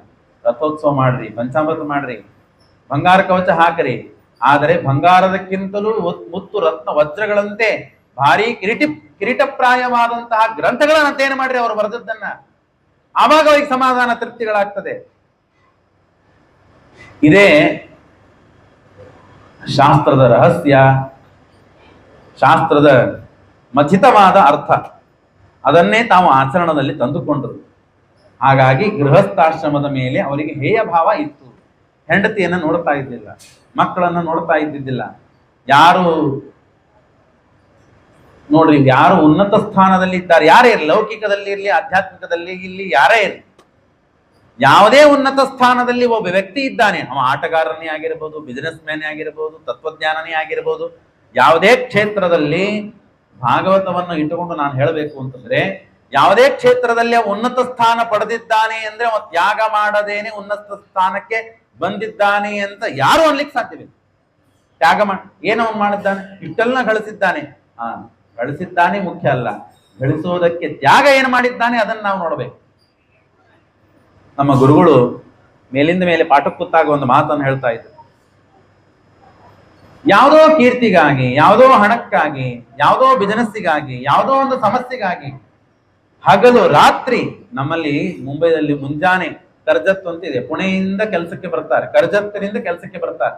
ನಾವು ವಿದ್ಯಾರ್ಥಿಗಳಿದ್ದಾಗ ಅಲ್ಲಿಂದ ಕೆಲಸಕ್ಕೆ ಬಂದು ಬಿಟಿ ಛತ್ರಪತಿ ಶಿವಾಜಿ ಟರ್ಮಿನಸ್ ಅಲ್ಲಿಗೆ ಹೋಗಿ 2-3 ಗಂಟೆಗಳ ಪ್ರಯಾಣ ಮಾಡಿ ಮುಂಜಾನೆ 4ಕ್ಕೆ ಎದ್ದು 6 ಗಂಟೆಗೆ ತಾವು ನೌಕರಿ ಸೇರಬೇಕು, ಆಫೀಸ್ ಜಾಯ್ನ್ ಆಗಬೇಕು, ಅಥವಾ 8ಕ್ಕೆ ಸೇರಬೇಕು. 3 ತಾಸು ಪ್ರಯಾಣ ಮಾಡೋಕ್ಕೆ ಮುಂಚೆ 3 ತಾಸು ಎದ್ದು ಮತ್ತೆ ರಾತ್ರಿ ಮನೆಗೆ 9-10ಕ್ಕೆ ಬಂದು ತಾವು ಏನ್ ಮಾಡಿದ್ರು ಒಂದು ತಿಂಗಳುಗಳಲ್ಲಿ ಅಂದ್ರೆ ಒಂದು 1 ಲಕ್ಷ 2 ಲಕ್ಷ ಏನು ಗಳಿಸಬೇಕಾಯಿತು ಗಳಿಸಿದ್ರು. ಹಣಕ್ಕಾಗಿ ಹಗಲಿರುಳು ಶ್ರಮ ಪಡ್ತಾರೆ. ಅದರಿಂದ ಏನು ಸಿಗುವುದಿಲ್ಲ. ಬಹಳ ಅಂದ್ರೆ ಹೆಂಡತಿ ಮಕ್ಕಳು ಮನೆ ಐಶ್ವರ್ಯ ಆರಾಮಾಗಿ ಅಲ್ಲಿಯೂ ಅಸಮಾಧಾನಗಳು, ಅಲ್ಲಿ ರಸಗಸಿ ಏನೋ ಸಮಸ್ಯೆ ಇರ್ತದೆ. ಅನಾದಿ ಕಾಲದಿಂದ ಅನಂತ ಕಾಲದಲ್ಲಿ ಇದ್ದ ಈ ಸಂಸಾರವೆಂಬ ಬಂಧವನ್ನ ನಾಶ ಮಾಡಿಕೊಳ್ಳಿಕ್ಕೆ ಬೇಕಾದ ಸಾಧನೆಗಳನ್ನ ನಮ್ಮ ಕೈಯಲ್ಲಿ ಜ್ಞಾನಿಗಳು ಮಹನೀಯರು ಎಲ್ಲ ಗ್ರಂಥ ರೂಪೇಣ ಕೊಟ್ಟಾಗ ಅದಕ್ಕಾಗಿ ನಾವು ಮುಂಜಾನೆ ಹೇಳೋದಿಲ್ಲ, ರಾತ್ರಿ ಹೆಗಳು ನಾವು ಅಭ್ಯಾಸ ಮಾಡೋದಿಲ್ಲ, ಶ್ರಮ ಪಡೋದಿಲ್ಲ, ತತ್ವಗಳನ್ನು ಅರ್ಥ ಮಾಡಿಕೊಳ್ಳೋದಿಲ್ಲ ಅಂತಂದ್ರೆ ನಮ್ಮ ಗತಿ ಏನಾಗ್ಬೇಕು? ಮನುಷ್ಯ ಯಾವ ದೃಷ್ಟ ಫಲ ಇದೆ ನೋಡ್ರಿ, ಆ ದೃಷ್ಟ ಫಲಕ್ಕಾಗಿ ಶ್ರಮ ಪಡ್ತಾನೆ. ಹಣ ಸಿಗ್ತದೆ, ನನಗೆ ಗೌರವ ಸಿಗ್ತದೆ, ಕೀರ್ತಿ ಸಿಗ್ತದೆ, 4 ಮಂದಿ ಮುಂದೆ ಶಾಲೆ ಹೊತ್ತಿಸ್ತಾರೆ, ನನಗೆ ನಾನು ಶ್ರಮ ಪಡ್ತೇನೆ ಅಂತಾರೆ. ಆದ್ರೆ ಗುಹೆಯಲ್ಲಿ ಕೂತು ಗ್ರಂಥ ಲೇಖನ ಮಾಡಿದ್ರೆ ಯಾರೂ ಕೇಳೋರಿಲ್ಲ. ನಮಗೆ ಅಭ್ಯಾಸ ಮಾಡಿ ಪೂಜಾದಿಗಳನ್ನ ಒಂದು ಕೋಲಿಯಲ್ಲಿ 4 ತಾಸು ಪೂಜೆ ಮಾಡಿದ್ರೆ ಯಾರು ನೋಡಿದ್ದಾರೆ ನನಗೆ? ಹಾಗಾಗಿ ಮಾಡೋದಿಲ್ಲ ಮನುಷ್ಯ ಅಂತ ಅರ್ಥವಾಗ್ತದೆ. ಹಾಗಾಗಿ ದೇವರಲ್ಲಿ ನಾವು ಪ್ರಾರ್ಥನೆ ಮಾಡ್ಕೋಬೇಕೇನು ಅಂದ್ರೆ, ಗೃಹಸ್ಥಾಶ್ರಮದ ಮೇಲೆ ಯಾವದ ಅರ್ಥಾಶ್ಚ ಲೋಕೆ, ನಾನು ಮೊನ್ನೆ ಹೇಳಿದೆ, ನಾನು ಅಂದ್ರೆ ಭಾಗವತವೇ ಹೇಳಿದೆ, ಹೆಂಡತಿ ಮಕ್ಕಳು ಮನಿ ಮಠ ಐಶ್ವರ್ಯ ಕೀರ್ತಿ ಸಂಪತ್ತು ರಾಜ್ಯ ಭೋಗ ಎಲ್ಲರ ಮೇಲೆ ಆಸಕ್ತಿ ಇರಬೇಕು. ಅದರಲ್ಲಿ ಆಸಕ್ತಿ ಮಾಡಿದರೆ ನಮ್ಮಿಂದ ಅವರಿಗೂ ತೊಂದರೆ ಆಗಬಾರದು ಸಾಧನಕ್ಕೆ, ಅವರಿಂದ ನಮಗೂ ತೊಂದರೆ ಆಗಬಾರದು ಸಾಧನಕ್ಕೆ. ಹಾಗೆ ಆಸಕ್ತಿಯನ್ನ ತೋರಿಸಿ ನಾವು ನಮ್ಮ ಸಾಧನೆಯಲ್ಲಿ ತತ್ಪರರಾಗಬೇಕು ಹೊರತು ಸಾಧನೆಯನ್ನೇ ಬಿಟ್ಟೇ ಅದರಲ್ಲಿ ಆಸಕ್ತಿಯನ್ನ ಪಡಿಬಾರದು. ಇಲ್ಲಿ ಅನಾಸಕ್ತಿಯನ್ನ ತೋರಿಸಿ ಅಲ್ಲಿ ಆಸಕ್ತಿಯನ್ನು ಪಡಿಬಾರದು. ಹಾಗಾಗಿ ಗೃಹಮೇಧ ಸೌಖ್ಯಂ ಯಸ್ಯ ಹೇಯಾನುಮಿತಂ, ಗೃಹಸ್ಥಾಶ್ರಮದ ಸುಖ ಇದು ಸುಖವಲ್ಲ, ಇದು ಅತ್ಯಂತ ಹೇಯವಾದದ್ದು. ಹೇಗೆ ನಮಗೊಂದು ದೃಷ್ಟಾಂತ ಬೇಕಲ್ಲ, ಕೊಡ್ತೇನೆ ಅಂತಾರ ಶ್ರೀಮದ್ ವೇದವ್ಯಾಸ ದೇವರು. ಸ್ವಪ್ನೇ ನಿರುಕ್ತ್ಯ, ಸ್ವಪ್ನದಲ್ಲಿ ನಾನು ರಾಜನಾದಂತೆ ಸ್ವಪ್ನ ಬೀಳುತ್ತದೆ. ಆನೆಯ ಮೇಲೆ ಅಂಬಾರಿ ಮೇಲೆ ಕೂಡಿಸಿ ನನಗೆ ಭೂ ಪ್ರದಕ್ಷಿಣೆ ಹಾಕ್ತಾ ಇದ್ದಾನೆ ಅಂತ ಸ್ವಪ್ನದಲ್ಲಿ ನಾವು ಕಾಣ್ತೇವೆ. ಎದ್ದ ಮೇಲೆ ಚಾಪಿ ಮೇಲೆ ಮಲ್ಕೊಂಡಿರ್ತೇವೆ. ಹಾಗಿದೆ ಕಂಡಾಗ ಅಷ್ಟೇ ನಮಗೆ ಆನಂದ ಪಡುವ ಸುಖ ಪಡುವ ವ್ಯಕ್ತಿಗಳಲ್ಲೆಲ್ಲ ನಾವು ಹಾಗಾಗ್ಬಿಡ್ತೇವೆ. ಹಾಗಾಗಬಾರದು. ನಿರಂತರ ಅನಂತ ಕಾಲದವರೆಗೆ ನಮಗೆ ಸುಖ ಇರಬೇಕು. ಆ ಸುಖ ಎಲ್ಲಿ ಸಿಗ್ತದೆ? ಮೋಕ್ಷದಲ್ಲಿ ಸಿಗ್ತದೆ.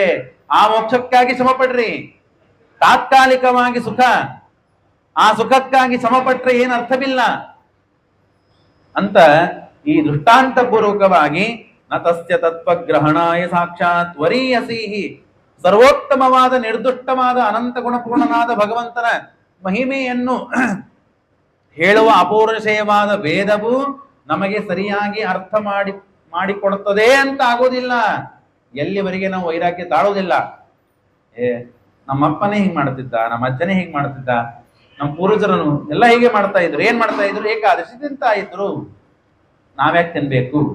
ಆದರ್ಶ ತಗೊಂಡ್ಬಿಡ್ತಾನೆ. ಯಾಕೆ ತಿಂತಾ ಇದ್ರು, ಅದನ್ನ ಯಾಕೆ ಬಿಡಲಿಲ್ಲ, ನೀನ್ ಯಾಕೆ ಬಿಡಬೇಕು, ಅದನ್ನ ಅರ್ಥ ಮಾಡಿಕೊಳ್ಳುವುದಿಲ್ಲ ಮನುಷ್ಯ. ಹಾಗಾಗಿ ಮುಖ್ಯವಾಗಿ ವೈರಾಗ್ಯವನ್ನು ಎಲ್ಲಿವರೆಗೆ ತಾಳೋದಿಲ್ಲವೋ, ಯಸ್ಯ ಗೃಹಮೇಧ ಸೌಖ್ಯಂ ಸ್ವಪ್ನ ನಿರುಕ್ತ್ಯ, ವಿದ್ಯಮಾನವಾದ ಸುಖ ಇದು ಶಾಶ್ವತವಾದ ಸುಖ ಅಲ್ಲ ಅಂತ ಎಲ್ಲಿವರೆಗೆ ಮನುಷ್ಯನಿಗೆ ಭರವಸೆ ಬರೋದಿಲ್ಲವೋ ಅಲ್ಲಿವರೆಗೆ ಆ ಸುಖದಲ್ಲಿಯೂ ಕೂಡ, ಸಪ್ತಮ ಸ್ಕಂದ ಭಾಗವತ ಹೇಳ್ತದೆ, ಆ ಸುಖದಲ್ಲಿಯೂ ಕೂಡ ಕಷ್ಟ ಇದೆ. ಊಟ ಮಾಡ್ತಾ ಇರ್ತೇವೆ, ಮಾಡ್ತಾನೆ ಒಂದು ಮೆಣಸಿನಕಾಯಿ ತಿಂದ್ವಿ, ಸುಖ ಇದೆಯಾ? ನೀವು ಸ್ವಲ್ಪ ಎಲ್ಲ ಖಾರ ತಿಂತೀರಿ ಮಂದಿ, ಆಂಧ್ರ ಮಂದಿ, ಹಾಗಾಗಿ ನಿಮ್ಗೆ ಸ್ವಲ್ಪ ಸುಖ ಆಗ್ಬೋದು. ಆದ್ರೂ ನಿಮಗೂ ಸಹನೆ ಆಗದೆ ಅಂತ ಖಾರನ್ನು ತಿಂದ್ರೆ ದುಃಖ ಇದೆ ಅಲ್ಲಿ ಕೂಡ. ಸುಖದಲ್ಲೇನೆ ದುಃಖ ಇದೆ, ದುಃಖದಲ್ಲೇನೆ ಸುಖ ಇದೆ. ಈ ಸುಖ ದುಃಖಗಳು ಬೇಕಾಗಿಲ್ಲ ನಮಗೆ, ಶಾಶ್ವತ ಸುಖ ಬೇಕು. ಯಾಕೆ ಇದನ್ನ ನಾನು ಮೇಲಿನ ಮೇಲೆ ಹೇಳ್ತಾ ಇದ್ದೀನಿ ಅಂದ್ರೆ, ಆ ಸುಖದ ಅನುಭವನೇ ನಮಗಿಲ್ಲ. ಯಾರು ಎಸಿಯಲ್ಲೇ ಕೂತು ಕಾಲ ಕಳೆದಿದ್ದಾನೋ ಅವನಿಗೆ ಇಲ್ಲಿ ಬಿಸಿಯಲ್ಲಿ ಫ್ಯಾನ್ ಹಚ್ಚಿ ಕೂಡಿಸ್ರಿ ಇಲ್ಲಿ ಪ್ರವಚನಕ್ಕೆ, ಬಹಳ ಹೊತ್ಕೊಡ್ಲಿಕ್ಕೆ ಆಗುದಿಲ್ಲ ಅವನಿಗೆ. ಮೇಲೆ ಕುರ್ಚಿ ಮೇಲೆ ಕೂತು ಕೆಲಸ ಮಾಡಿದವನಿಗೆ ತಳ ಕೂಡ್ಲಿಕ್ಕೆ ಆಗುದಿಲ್ಲ ಅವನಿಗೆ. ಅಂದ್ರೆ ಯಾವ ಸುಖಕ್ಕೆ ದೇಹವನ್ನ ತಾನು ವಶಪಡಿಸಿಕೊಂಡು ಬಿಟ್ಟಿದ್ದಾನೆ, ಒಗ್ಗಿಸಿ ಬಿಟ್ಟಿದ್ದಾನೆ, ಅಂತವನಿಗೆ ತನ್ನ ತಳಗಿನ ಅವಸ್ಥೆಯಲ್ಲಿದ್ದ ಸುಖವನ್ನ ಅನುಭವಿಸುವ ಸಾಧ್ಯತೆ ಅವನಿಗೆ ಬರೋದಿಲ್ಲ. ಅಂದ ಮೇಲೆ ಆ ಅನಂತ ಸುಖವನ್ನು ಕೊಡುವ ಮೋಕ್ಷ, ಅನಂತ ಕಾಲದವರೆಗೆ ಇರುವ ಮೋಕ್ಷ ನಮಗೆ ಯಾವಾಗ ಗಾಢವಾದ ನಿದ್ರೆ ಬಂದಿರ್ತದೆ ನೋಡ್ರಿ, 40 ನಿಮಿಷ 48 ನಿಮಿಷ ಇಷ್ಟು ಕಾಲ ಮಾತ್ರ ಶ್ರಮವಾದಾಗ ನಿದ್ದೆ ಬರ್ತದೆ. ಆ ನಿದ್ದೆ ಆದಾಗ ಫ್ರೆಶ್ ಆದೆ ನಾನು, ಇನ್ನು ಮುಂದಿನ ಕೆಲಸಗಳಿಗೆ ನಾನು ಚಕಚಕ ಇರ್ಲಿಕ್ಕೆ ಆಗ್ತದೆ, ಏನ್ ಬೇಕಾದ್ರೆ ಹೇಳ್ರಿ ಮೇಲೆ ಕೆಲಸ ಮಾಡ್ತೇನೆ ಅಂತಾನೆ ಮನುಷ್ಯ. ಆ ಸುಖ ಏನಿದೆಯಲ್ಲ ಅದರ ಅನಂತ ಪಟ್ಟು ಸುಖ ಮೋಕ್ಷದಲ್ಲಿ ಇರ್ತದೆ ಅಂತ ಶಾಸ್ತ್ರ ತಿಳಿಸ್ತದೆ. ಹಾಗಾಗಿ ಆ ಸುಖ ನಾವು ಪಡಿಲಿಕ್ಕೆ ಪ್ರಯತ್ನ ಮಾಡಬೇಕು. ಯಾವನ್ಮನೋ ರಜಸಾ ಪುರುಷಸ್ಯ ಸತ್ವೇನವಾ ತಮಸಾ ವಾನುವೃದ್ಧಂ ಚೇತೋ ಭಿ ಆಕೂತಿರನೋತಿ ನಿರಂಕುಶಂ ಕುಲಶಂ ಚೋತ್ತರಂಚ. ಹೀಗೆ ಇದರಲ್ಲಿ ನಮ್ಮ ಸ್ವಾತಂತ್ರ್ಯ, ನಮ್ಮ ಸ್ವಾಮಿತ್ವ ಎಲ್ಲಿದೆ? ಏನೂ ಇಲ್ಲ. ಅಂದ ಮೇಲೆ ಭಾರವನ್ನು ಎತ್ತಿದ್ದೇನೆ ಅಂತಂದ್ರೆ ನಾನು ಎತ್ತಿದ್ದೀನ ಭಾರ? ದೇವರೆತ್ತಿದ್ದಾನ, ದೇವರೆತ್ತಿದ್ದಾನ. ಅಂದ ಮೇಲೆ ಮತ್ತೆ ಅಷ್ಟೇ ಅಲ್ಲದೇನೆ ಆತ್ಮ ಇವನು ನಿತ್ಯ. ಆತ್ಮನಿಗೆ ನಾವು ಮನೆಯನ್ನ ಬದಲಾಯಿಸ್ತೇವೆ. ಬಾಡಿಗೆ ಮನೆ ಇರ್ತದೆ ನೋಡ್ರಿ, ಅವ್ರೇನ್ ಮಾಡ್ತಾರೆ, ಯಜಮಾನ ಹೇಳಿದ್ರು ಬಿಟ್ಟು ಹೋಗು ಅಂದ್ರೆ ಬಿಟ್ಟು ಹೋಗ್ಬೇಕು. ಅವನು ಬೇರೆ ಮನೆಯನ್ನ ಹಿಡಿತಾನೆ. ಇಷ್ಟು ದಿನ ಇಲ್ಲಿ ಇರಬೇಕು ಅಂತ ಇರ್ತದೆ, ಬಿಡ್ತಾನೆ, ಮತ್ತೊಂದು ಕಡೆಗೆ ಹೋಗ್ತಾನೆ, ಮತ್ತಲ್ಲಿ ಇರ್ತಾನೆ, ಅಲ್ಲಿ ಬಿಡ್ತಾನೆ, ಮತ್ತೊಂದು ಕಡೆ ಹೋಗ್ತಾನೆ. ಹಾಗೆ ನಮ್ಮ ಜೀವ, ನಾವಿರುವುದು ಹಾಗೆ. ನಮ್ಮ ಕರ್ಮಾನುಸಾರವಾಗಿ ಒಂದು ದೇಹ ಪಡಿತೇವೆ, ಆ ದೇಹದಲ್ಲಿ ಇಷ್ಟು ದಿವಸ ಇರಬೇಕು ಅಂತ ಕರ್ಮ ಇರ್ತದೆ, ಅದನ್ನು ಮುಗಿಸ್ತೇವೆ, ಮತ್ತೊಂದು ದೇಹವನ್ನು ಪಡಿತೇವೆ. ಮನಿ ಬದಲಾಯಿಸಿದಂತೆ ದೇಹಗಳನ್ನ ಬದಲಾಯಿಸ್ತಾ ಹೋಗ್ತೇವೆ ಹೊರತು ಆತ್ಮನಿಗೆ ನಾಶ ಇಲ್ಲ, ಆತ್ಮನಿಗೆ ವೃತ್ತಿಘಾಸಗಳಿಲ್ಲ, ಆತ್ಮನಿಗೆ ದಷ್ಟಪುಷ್ಟಗಳಿಲ್ಲ. ನೀನೇನಂದಿ, ನಾನು ಸ್ಥೂಲ ಇದ್ದೇನೆ. ನಾನೆಲ್ಲಿ ಸ್ಥೂಲ ಇದ್ದೇನೆ? ನಾನು ಸ್ಥೂಲ ಇಲ್ಲ, ನನ್ನ ದೇಹ ಸ್ಥೂಲ ಇದೆ. ನಾನು ಕೆಂಪಿದ್ದೇನೆ, ನಾನೇನು ಕೆಂಪಿಲ್ಲ. ನಾನು ಗಿಡ್ಡಿದ್ದೇನೆ, ನಾನೇನು ಗಿಡ್ಡಿಲ್ಲ. ನಾನು ಉದ್ದಿದ್ದೇನೆ, ನಾನೇನು ಉದ್ದಿಲ್ಲ. ಹಾಗಾಗಿ ಇದೆಲ್ಲ ದೇಹದ ಧರ್ಮ, ಹಾಗಾಗಿ ಇದು ನನ್ನ ಧರ್ಮ ಅಲ್ಲ ಅಂತ ಹೇಳಿ ತಾನು ಉಪದೇಶ ಮಾಡ್ತಾನೆ. ಇನ್ನ ಅನಂತವಾದಂತಹ ಬಹಳ ವಿಚಿತ್ರ ಇಂದ್ರಿಯಗಳು, ನಮ್ಮ ನಾಡಿಗಳು, ಎಷ್ಟು ನರಗಳಿವೆ. ನಾವೆಲ್ಲ ಸುರಕ್ಷಿತವಾಗಿದ್ದೇವೆ, ಇದ್ದೇವೆ. ಮೊನ್ನೆ ಭಾಗವತದಲ್ಲಿ ನಾವು ಕೇಳಿದ್ವಿ, ಒಂದ್ಯಾವುದೋ ನರದಲ್ಲಿ ರಕ್ತ ಸಂಚಾರ ನಿಂತು ಸ್ವಲ್ಪ ಕಾಲಿನವರೆಗೆ, ಬಹಳ ಬೇಡ, ಸ್ವಲ್ಪ ಕಾಲಿನವರೆಗೆ ಏನಾಗ್ಬೇಕು ನನ್ನ ನಮಸ್ತೆ, ಆರಾಮಾಗಿ ಓಡಾಡ್ತಾ ಇದ್ದೇವೆ ಅಂತನ್ನುವ ವಿಚಾರನೂ ಹೋಗ್ಬಿಡ್ತದೆ. ಬುದ್ಧಿಗೆ ನಮಗೆ ಮೆಸೇಜೇ ಮುಟ್ಟುವುದಿಲ್ಲ, ಪಂಪೆ ಆಗುವುದಿಲ್ಲ, ಮುಗೀತು. ನಾವು ಬೆಳಗಿನಿಂದ ಸಾಯಂಕಾಲದವರೆಗೆ ಶ್ರಮ ಪಡ್ತೇವೆ, ಶ್ರಮ ಪಟ್ಟು ಏನ್ ಮಾಡ್ತೇವೆ, ವಿಶ್ರಾಂತಿ ತೆಗೆದುಕೊಳ್ತೇವೆ. ಹಾಗೆ ಈ ವ್ಯಕ್ತಿಗೆ ಮುಂಜಾನಿಂದ ಸಾಯಂಕಾಲ ನಾನು ಗಾಳಿ ಉಸಿರಾಟವನ್ನು ಕೊಟ್ಟಿದ್ದೇನೆ, ಶ್ವಾಸೋಚ್ಛ್ವಾಸಗಳನ್ನು ಕೊಟ್ಟಿದ್ದೇನೆ ಅಂತ ಹೇಳಿ ವಾಯುದೇವರು ಒಂದು 10 ನಿಮಿಷ ವಿಶ್ರಾಂತಿ ತೆಗೆದುಕೊಂಡ್ರೆ ಮುಗಿತು. ನಾವು ಅಖಂಡ ವಿಶ್ರಾಂತಿನೇ ಮೇಲೆ. ಹೇಳೋ ತಾತ್ಪರ್ಯ ಏನಿದೆ ಅಂದ್ರೆ, ದೇವರು ನಮಗೆ ರಕ್ಷಣೆ ಮಾಡ್ತಾ ಇದ್ದಾನೆ, ನಾವು ಇದ್ದೇವೆ, ಅದರ ಎಚ್ಚರ ನಮಗಿಲ್ಲ.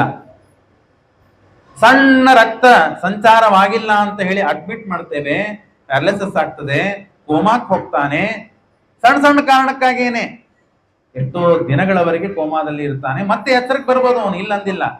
ಆದ್ರೆ ನಾವು ಎಚ್ಚರಕ್ಕಿದ್ದಾಗ, ನಾವು ಸುರಕ್ಷಿತವಾಗಿದ್ದಾಗ ಆ ಅವಸ್ಥೆಗಳು ದೇವರು ನಮ್ಗೆ ಕೊಟ್ಟಿಲ್ಲಲ್ಲ ಅಂತನ್ನುವ ಎಚ್ಚರ ಇರುವುದಿಲ್ಲ. ತಿಂದಾಗ ಪಚನವಾಗಿ ಬಿಡುತ್ತದೆ, ಹಾಗಾಗಿ ನಮಗೆ ತಲೆಗೆ ಬರುವುದಿಲ್ಲ. ಅಪಚನವಾದಾಗ ತಲೆಗೆ ಬರ್ತದೆ, ನನಗೆ ಅಪಚನ ಆಗಿದೆ, ಹೊಟ್ಟಿ ತೊಂದರೆ ಆಗಿದೆ, ನಾನು ಡಾಕ್ಟರ್ ಹತ್ರ ಹೋಗ್ಬೇಕು. ಅದು ದಿವಸ ಬರುವುದಿಲ್ಲ. ಯಾವಾಗ ಅನಾರೋಗ್ಯವಾಗ್ತದಲ್ಲ ಆವಾಗ, ಅಂದ್ರೆ ಅನಾರೋಗ್ಯವಾಗದೇ ಇದ್ದ ದಿನಗಳಲ್ಲಿ ದೇವರು ಆರೋಗ್ಯವಾಗಿ ಇಟ್ಟಾನೆ ಅಂತ ಅನುಸಂಧಾನವೇ ಬರುವುದಿಲ್ಲ ನಮಗೆ. ಬರಬಹುದು, ಇಲ್ಲ ಅಂದಿಲ್ಲ, ಪ್ರತಿ ಕ್ಷಣಕ್ಕೂ ಬರುವುದಿಲ್ಲ. ವಾಯುದೇವರು ತತ್ವಾಭಿಮಾನಿ ದೇವತೆಗಳು ನಮಗೆ ಆ ಭಾವನೆ ಬರಬೇಕು ಅಂತಾದ್ರೆ ನಾವು ಗೃಹಸ್ಥಾಶ್ರಮದಲ್ಲಿ ವೈರಾಗ್ಯ ತಾಳಬೇಕು. ಇದೆಲ್ಲ ಗೃಹಸ್ಥಾಶ್ರಮವೇ ಇದು. ತಿನ್ನುವುದು, ಉಣುವುದು, ಅದಕ್ಕಾಗಿ ಹಣ ಸಂಪಾದನೆ ಮಾಡುವುದು, ಅದಕ್ಕಾಗಿ ಹೆಂಡತಿ ಮಕ್ಕಳನ್ನ ಕಟ್ಟಿಕೊಳ್ಳೋದು, ಅದಕ್ಕಾಗಿ ಆಸ್ತಿ ಮಾಡೋದು ಎಲ್ಲ ಇದಕ್ಕೆ ಅಲ್ಲ, ಅದರ ಮೇಲೆ ವೈರಾಗ್ಯ ಬರಬೇಕು. ಹಾಗಾಗಿ ಆ ಎಲ್ಲ ಇಂದ್ರಿಯಗಳಿಗೆ ವಿಮುಕ್ತ ಸಂಗೋ ಜಿತಷಟ್ಟ ಸಪ್ತಃ ವೇದಾರ್ಥ ತತ್ವಂ ಭ್ರಮತೀಹ ತಾವತ್.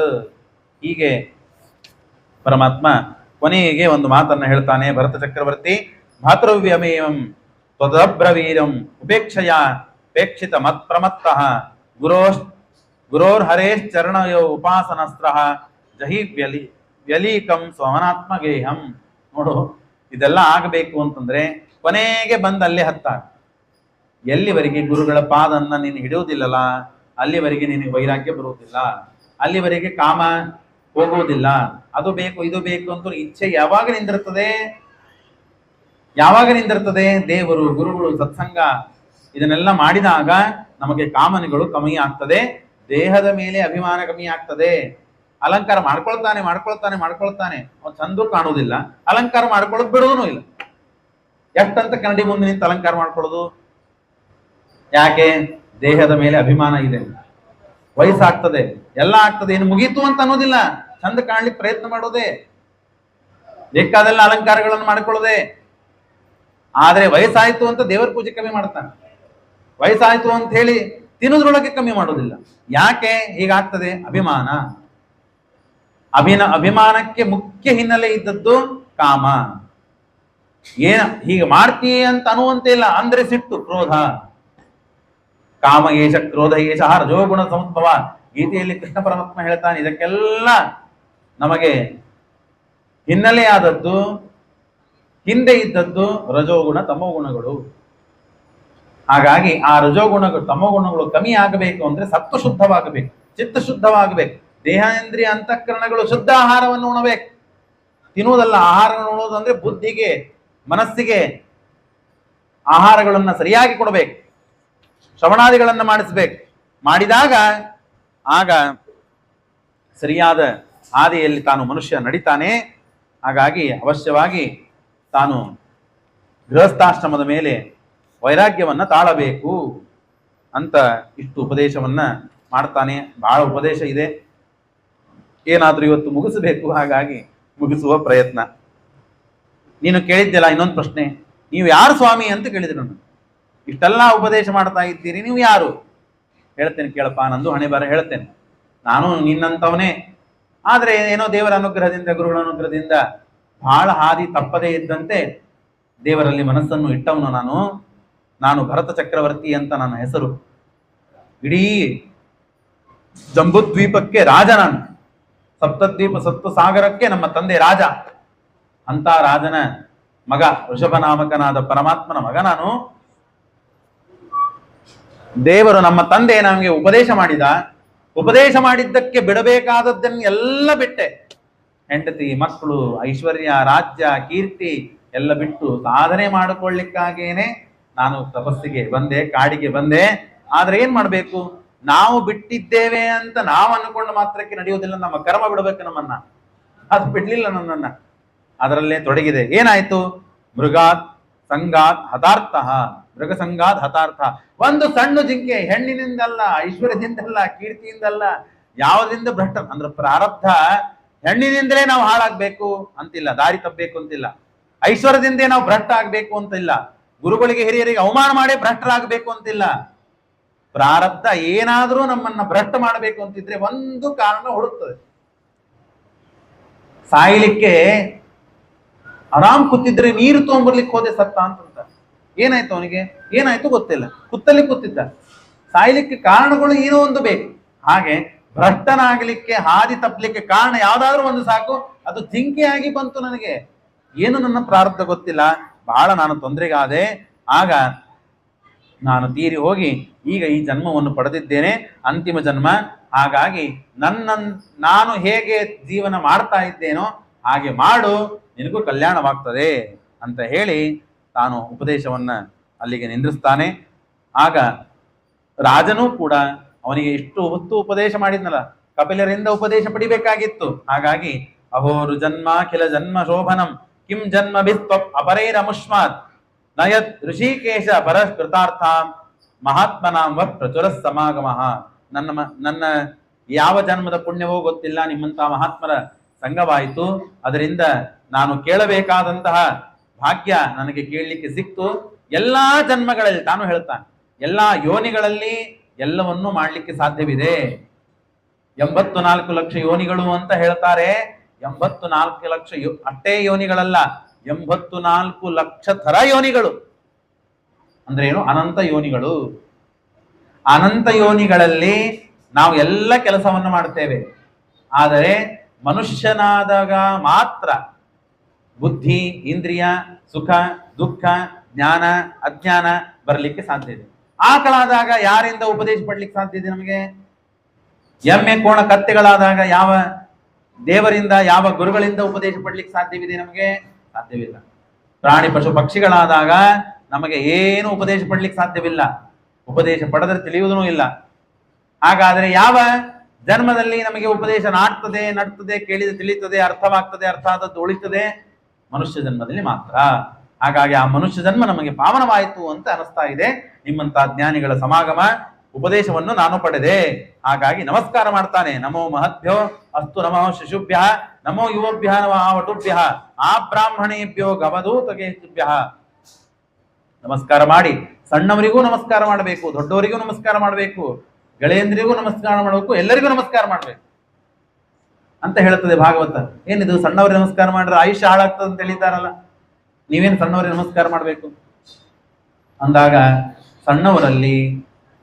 ಸಣ್ಣವರು ಅಂದ್ರೆ ಕೇವಲ ವಯಸ್ಸಿನಿಂದ ಸಣ್ಣವರಲ್ಲ, ವಯಸ್ಸು ಸಣ್ಣದಿದ್ದರೂ ಜ್ಞಾನ ದೊಡ್ಡದಿದೆ. ಅವರಲ್ಲಿ ಜ್ಞಾನ ಇತ್ತು ಅಂತ ಆದ್ರೆ ಅವನಿಗೆ ನಮಸ್ಕಾರ ಮಾಡಬೇಕು.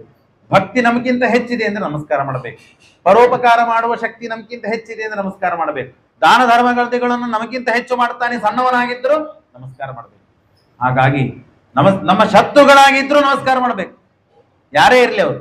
ಮಾತು ಬಿಟ್ಟಿದ್ದಾರಲ್ಲ, ಹಳೆಯಂದ್ರು ಹಳೆತನ ಮಾಡಿಸ್ಕೊಂಡಾರ, ಆದ್ರೂ ತೃಪ್ತಿಯಾಗಿಲ್ಲ, ಸರಿಯಾಗಿ ಮಾಡಿಲ್ಲ ಅಂತ ಹೇಳಿ ಮಾತು ಬಿಟ್ಟು ಹೋಗ್ಬಿಟ್ಟಿದ್ದಾರೆ. ನಮ್ಮ ಮಕ್ಕಳನ್ನು ಕಳಿಸೋದು, ನಮಸ್ಕಾರ ಮಾಡ್ಕೊಂಡು ಕರ್ಕೊಂಡ್ ಬರ್ಬೇಕು.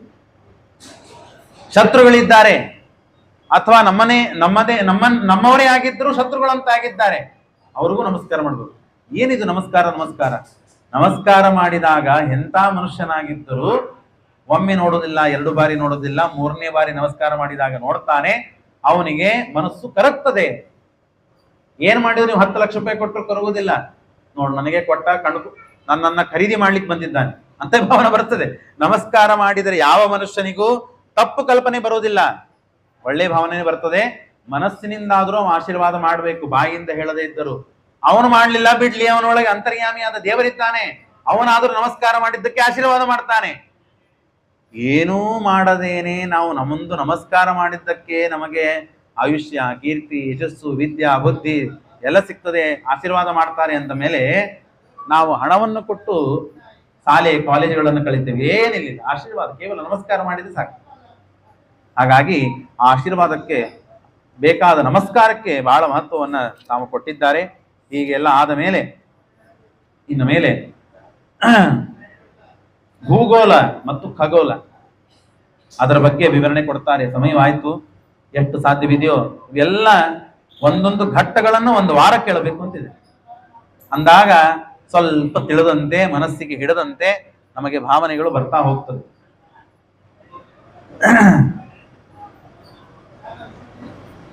ಅದನ್ನು ಏಕತ್ರ ಸಂಗ್ರಹವನ್ನು ಮಾಡಿದ್ದೇನೆ.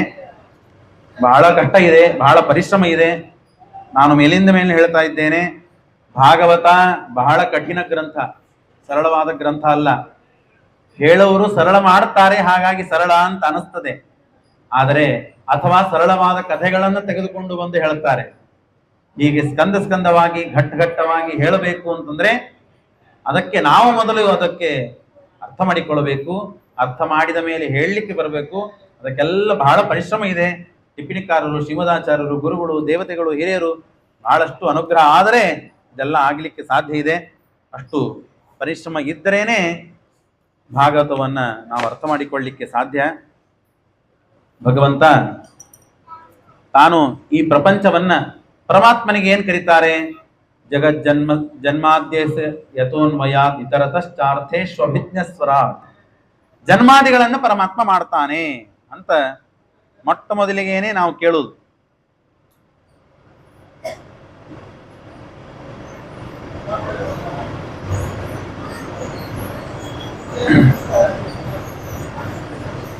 ಜನ್ಮಾದಿಗಳನ್ನು ಮಾಡ್ತಾನೆ, ಜಗತ್ತಿನ ಸೃಷ್ಟಿ ಮಾಡ್ತಾನೆ, ಸ್ಥಿತಿ ಮಾಡ್ತಾನೆ, ಸಂಹಾರ ಮಾಡ್ತಾನೆ. ಸರಳಿದೆಯಾ ಇದೆಲ್ಲ ಮಾಡೋದು? ತುಂಬಾ ಕಷ್ಟ ಇದೆ. ದೇವರ ಅಚಿಂತ್ಯ ಶಕ್ತಿ ಸಂಪನ್ನ, ಸರ್ವಜ್ಞ, ಅನಂತ ಗುಣಪೂರ್ಣ, ದೋಷ ದೂರನಾಗಿದ್ದಾನೆ. ಹಾಗಾಗಿ ಅವನ ಲೆಕ್ಕಕ್ಕೆ ಏನೂ ಇಲ್ಲ. ಆದರೆ ನಾವು ಅದನ್ನ ಏನು ಮಾಡಿದ್ದಾನೆ ಅಂತ ಮಾಡ್ಲಿಕ್ಕಂತೂ ಸಾಧ್ಯ ಇಲ್ಲ. ಏನು ಮಾಡಿದ್ದಾನೆ ಅಂತ ಕಿವಿಯಿಂದ ಕೇಳಿ ತಿಳಿದುಕೊಳ್ಳಿಕ್ಕಾದ್ರೂ ಸಾಧ್ಯ ಇದೆಯಾ? ಅದು ಸಾಧ್ಯವಿಲ್ಲ. ಅಷ್ಟು ಅಗಾಧ ಇದೆ.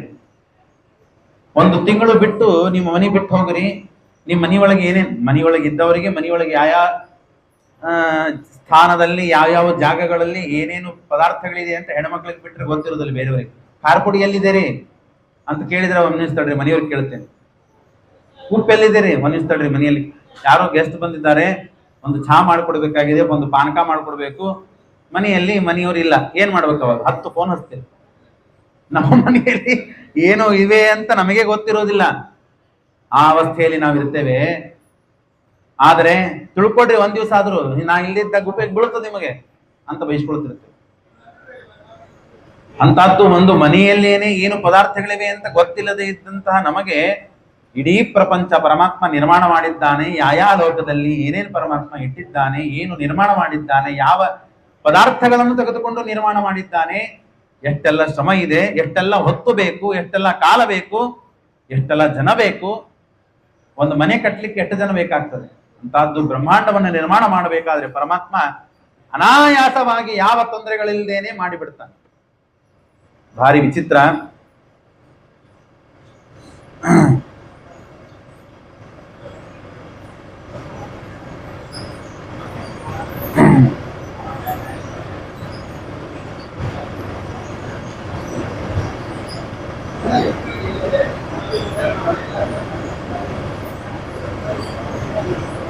ಪರಮಾತ್ಮ ಬ್ರಹ್ಮಾಂಡವನ್ನು ನಿರ್ಮಾಣ ಮಾಡಿದ್ದಾನೆ. ಬ್ರಹ್ಮಾಂಡ ಎಷ್ಟಿದೆ ಸ್ವಲ್ಪ ಗಮನ ಕೊಡ್ರಿ, ಸಾಧ್ಯ ಆದವರು. ಬ್ರಹ್ಮಾಂಡ ಅಂದ್ರೆ ನಾವು ಇದ್ದ ಸ್ಥಳ, ನಾವು ಏನು ಸಾಧನೆ ಮಾಡಿಕೊಳ್ತಾ ಇದ್ದೀವಿ, ಕರ್ಮಭೂಮಿ ಭಾರತ. ಇದಕ್ಕೆ ಕರ್ಮಭೂಮಿ ಅಂತ ಯಾಕೆ ಕರೀತಾರೆ? ಇಲ್ಲಿ ಸಾಧನ ಮಾಡಿದರೇನೆ ಸಾಧನ ಅಂತ ಇಷ್ಟು ಹೆಮ್ಮೆಯಿಂದ ನಾವು ಹೇಳುತ್ತೇವೆ. ಯಾಕೆ? 50 ಕೋಟಿ ವಿಸ್ತೀರ್ಣವಾದದ್ದು, 50 ಕೋಟಿ ಯೋಜನ ವಿಸ್ತೀರ್ಣವಾದ ಬ್ರಹ್ಮಾಂಡ. ಮೇರು ಪರ್ವತವನ್ನ, ಒಂದು ಹಣ್ಣನ್ನ, ಈ ತೆಂಗಿನಕಾಯಿಯನ್ನು ತೆಗೆದುಕೊಂಡು ಅರ್ಧದಲ್ಲಿ ಬರಬ್ಬರಿ ಅರ್ಧದಲ್ಲಿ ಅದನ್ನ ಸೀಳಿದಾಗ, ಅದನ್ನು ಹೀಗೆ ಇಟ್ಟುಕೊಂಡಾಗ, ಒಂದು ಹಣ್ಣನ್ನು ಹೀಗೆ ಇಟ್ಟಿದಾಗ ಇಲ್ಲಿಂದ ಹಿಡ್ಕೊಂಡು ಹೀಗೆ ಅಡ್ಡದಲ್ಲಿ ಮಧ್ಯ ಒಂದು ಸೆಂಟರ್ ಪಾಯಿಂಟ್ ಇಟ್ಕೋಬೇಕು.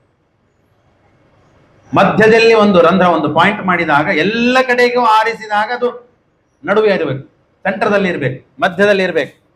ಒಂದು ಹಣ್ಣನ್ನು ಸೀಳಿದಾಗ ಹೀಗೆ ಇಡಬೇಕು. ಹೀಗೆ ಇಟ್ಟಾಗ ಮಧ್ಯದಲ್ಲಿ ಒಂದು ಚುಕ್ಕೆಯನ್ನು ಮಾಡಿ ಹಿಡಿದರೆ ಅದು ಜಂಬೂದ್ವೀಪ. ಅದಕ್ಕೇನೆ ನಾಭಿರಾಜ ತಾನು ಆ ದ್ವೀಪವನ್ನು ಆಳಿದ. ಅದಕ್ಕೆ ನಾಭಿ.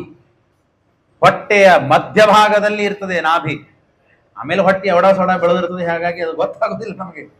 ಆದರೆ ಚಿಕ್ಕ ಕೂಸುಗಳಿಗೆ ನೋಡ್ರಿ, ಹೊಟ್ಟೆ ಮಧ್ಯಭಾಗದಲ್ಲಿ ನಾಭಿ ಇರುತ್ತೆ. ಹಾಗೆ ಭೂಮಿಯನ್ನ ಸೀಳಿದಾಗ ಮಧ್ಯಭಾಗದಲ್ಲಿ ಯಾವುದಿರ್ತದೆ? ನಾಭಿ. ಹಾಗಾಗಿ ಅದನ್ನ ಆಳಿದ್ದಕ್ಕಾಗಿ ಅವನಿಗೆ ನಾಭಿರಾಜ ಅಂತ ಹೆಸರು. ಅವನ ಮಗನೇ ವೃಷಭ, ಅವನ ಮಗನೇ ಭರತ ಚಕ್ರವರ್ತಿ. ಅವನ ಸಂದರ್ಭದಲ್ಲಿ ಇದನ್ನ ಪರೀಕ್ಷಿತ ರಾಜರಿಗೆ ಶುಕಾಚಾರ್ಯರು ಉಪದೇಶ ಮಾಡ್ತಾ ಇದ್ದಾರೆ. ಚೇತನಾಚಾರ್ಯ ಲಾಕ್ ಆಗ್ತದ? ಅರೆ ಲಾಕ್ ತೆಗಿ, ಬರೀ ಲಾಕ್ ಅಲ್ಲಿ ಅನ್ಲಾಕ್ ಮಾಡಿ ಬರಲ್ಲ. ಅಲ್ಲಿ ಮೇರು ಪರ್ವತವನ್ನು ಇಟ್ಟುಕೊಂಡ್ರೆ, ಮೇರು ಪರ್ವತ 1,00,000 ಯೋಜನ ವಿಸ್ತೀರ್ಣವಾದದ್ದು ಮೇರು ಪರ್ವತ. ಅದರಲ್ಲಿ 14,000 ಯೋಜನ ಭೂಮಿಯಲ್ಲಿ ಒಳಗಡೆ ಹೋಗಿದೆ. ಈ ಪರ್ವತದ ವಿಚಿತ್ರ ಏನು ಅಂತಂದ್ರೆ ಎಲ್ಲಾ ಪರ್ವತಗಳು ಮೇಲೆ ಹೋದಂತೆ ಚೂಪು ಆಗ್ತಾ ಹೋಗ್ತದೆ. ಆದರೆ ಈ ಪರ್ವತ ಛತ್ರಿ ಆಕಾರದಲ್ಲಿದೆ. ತಳಗಡೆ ಹೀಗೆ ಇದೆ, ಮೇಲು ಹೀಗೆ ಹೋಗ್ತಾ ಹೋಗ್ತದೆ. ಅದರ ಮಧ್ಯದಲ್ಲಿ ನೋಡಿ ಆಚೆ ಈಚೆ ಲೆಕ್ಕ ಮಾಡಿದಾಗ 25 ಕೋಟಿ ಯೋಜನ ವಿಸ್ತೀರ್ಣ ಈ ಕಡೆಗೆ, 25 ಕೋಟಿ ಯೋಜನ ವಿಸ್ತೀರ್ಣ ಈ ಕಡೆಗೆ ಸೇರಿಸಿದರೆ 50 ಕೋಟಿ ಯೋಜನ, 50 ಕೋಟಿ ಯೋಜನ ವಿಸ್ತೀರ್ಣ, ಅದು ಬ್ರಹ್ಮಾಂಡ ಅಂತ ಆಗ್ತದೆ. ಚೇತನ ಸರ್, ಅದು ಬ್ರಹ್ಮಾಂಡ ಅಂತ ಆಗ್ತದೆ. ಆ ಬ್ರಹ್ಮಾಂಡವನ್ನ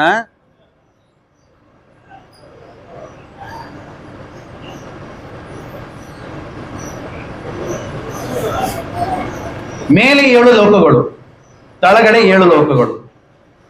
ಮೇಲಿನ ಲೋಕಗಳಿಗೆ ಏನಂತ ಕರೀತಾರೆ? ಭೂಹು, ಭುವಃ, ಸ್ವಹ, ಮಹಃ, ಜನಃ, ತಪಃ, ಸತ್ಯಂ. ಸತ್ಯ ಲೋಕದವರಿಗೂ ಅದರ ವಿವರಣೆ ಕೊಡ್ತೇನೆ. ಅದಕ್ಕೆ ಹೇಳಿದೆ, ಇವೆಲ್ಲ ಒಂದೊಂದು ವಾರಗಟ್ಟಲೆ ಕೇಳಬೇಕು. ಒಂದೇ ಭೂಲೋಕ ಎಷ್ಟಿದೆ ಅಂತ ವಿಚಾರ ಮಾಡಿದ್ರೇನೆ 50 ಕೋಟಿ ಯೋಜನ ವಿಸ್ತೀರ್ಣ ಇದೆ ಪೃಥ್ವಿ.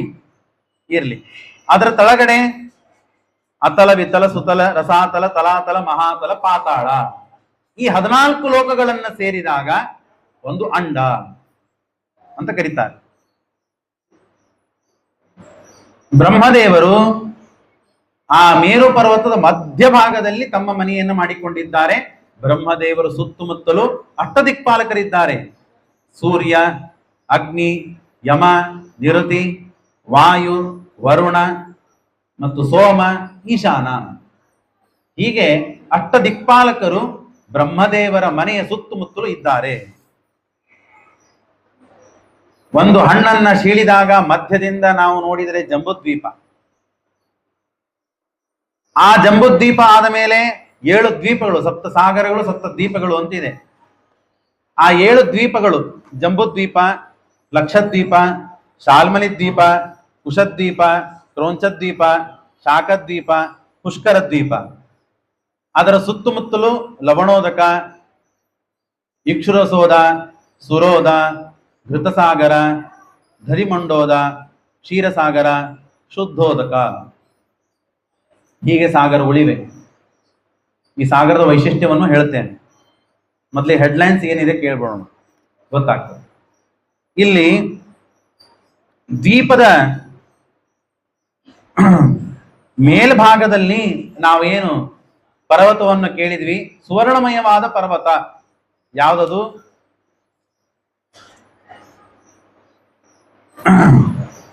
ಸುವರ್ಣಮಯವಾದ ಪರ್ವತ. ಆ ಪರ್ವತದ ಮೇಲೆ ಅದು 14,000 ಒಳಗಡೆ ಸೇರಿಕೊಂಡಿದೆ, 86,000 ಮೇಲೆ ಸೇರಿದೆ. 1,00,000 ಪರ್ವತ ಅದು ಮೇರು ಪರ್ವತ, ಬಂಗಾರಮಯವಾದ ಪರ್ವತ.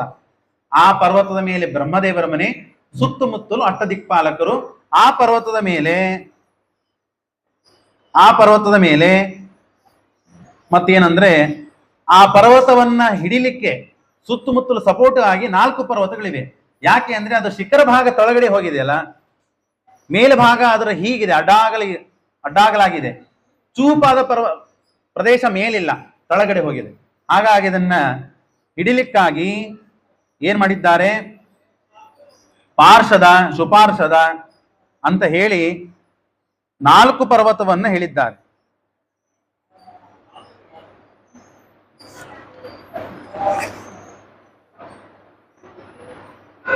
ಪಾರ್ಶ್ವದ, ಸುಪಾರ್ಶ್ವದ, ಕುಮದ ಅಂತ ಹೇಳಿ ಹೀಗೆ ಅವಟ್ಟಂಬ ಪರ್ವತಗಳು.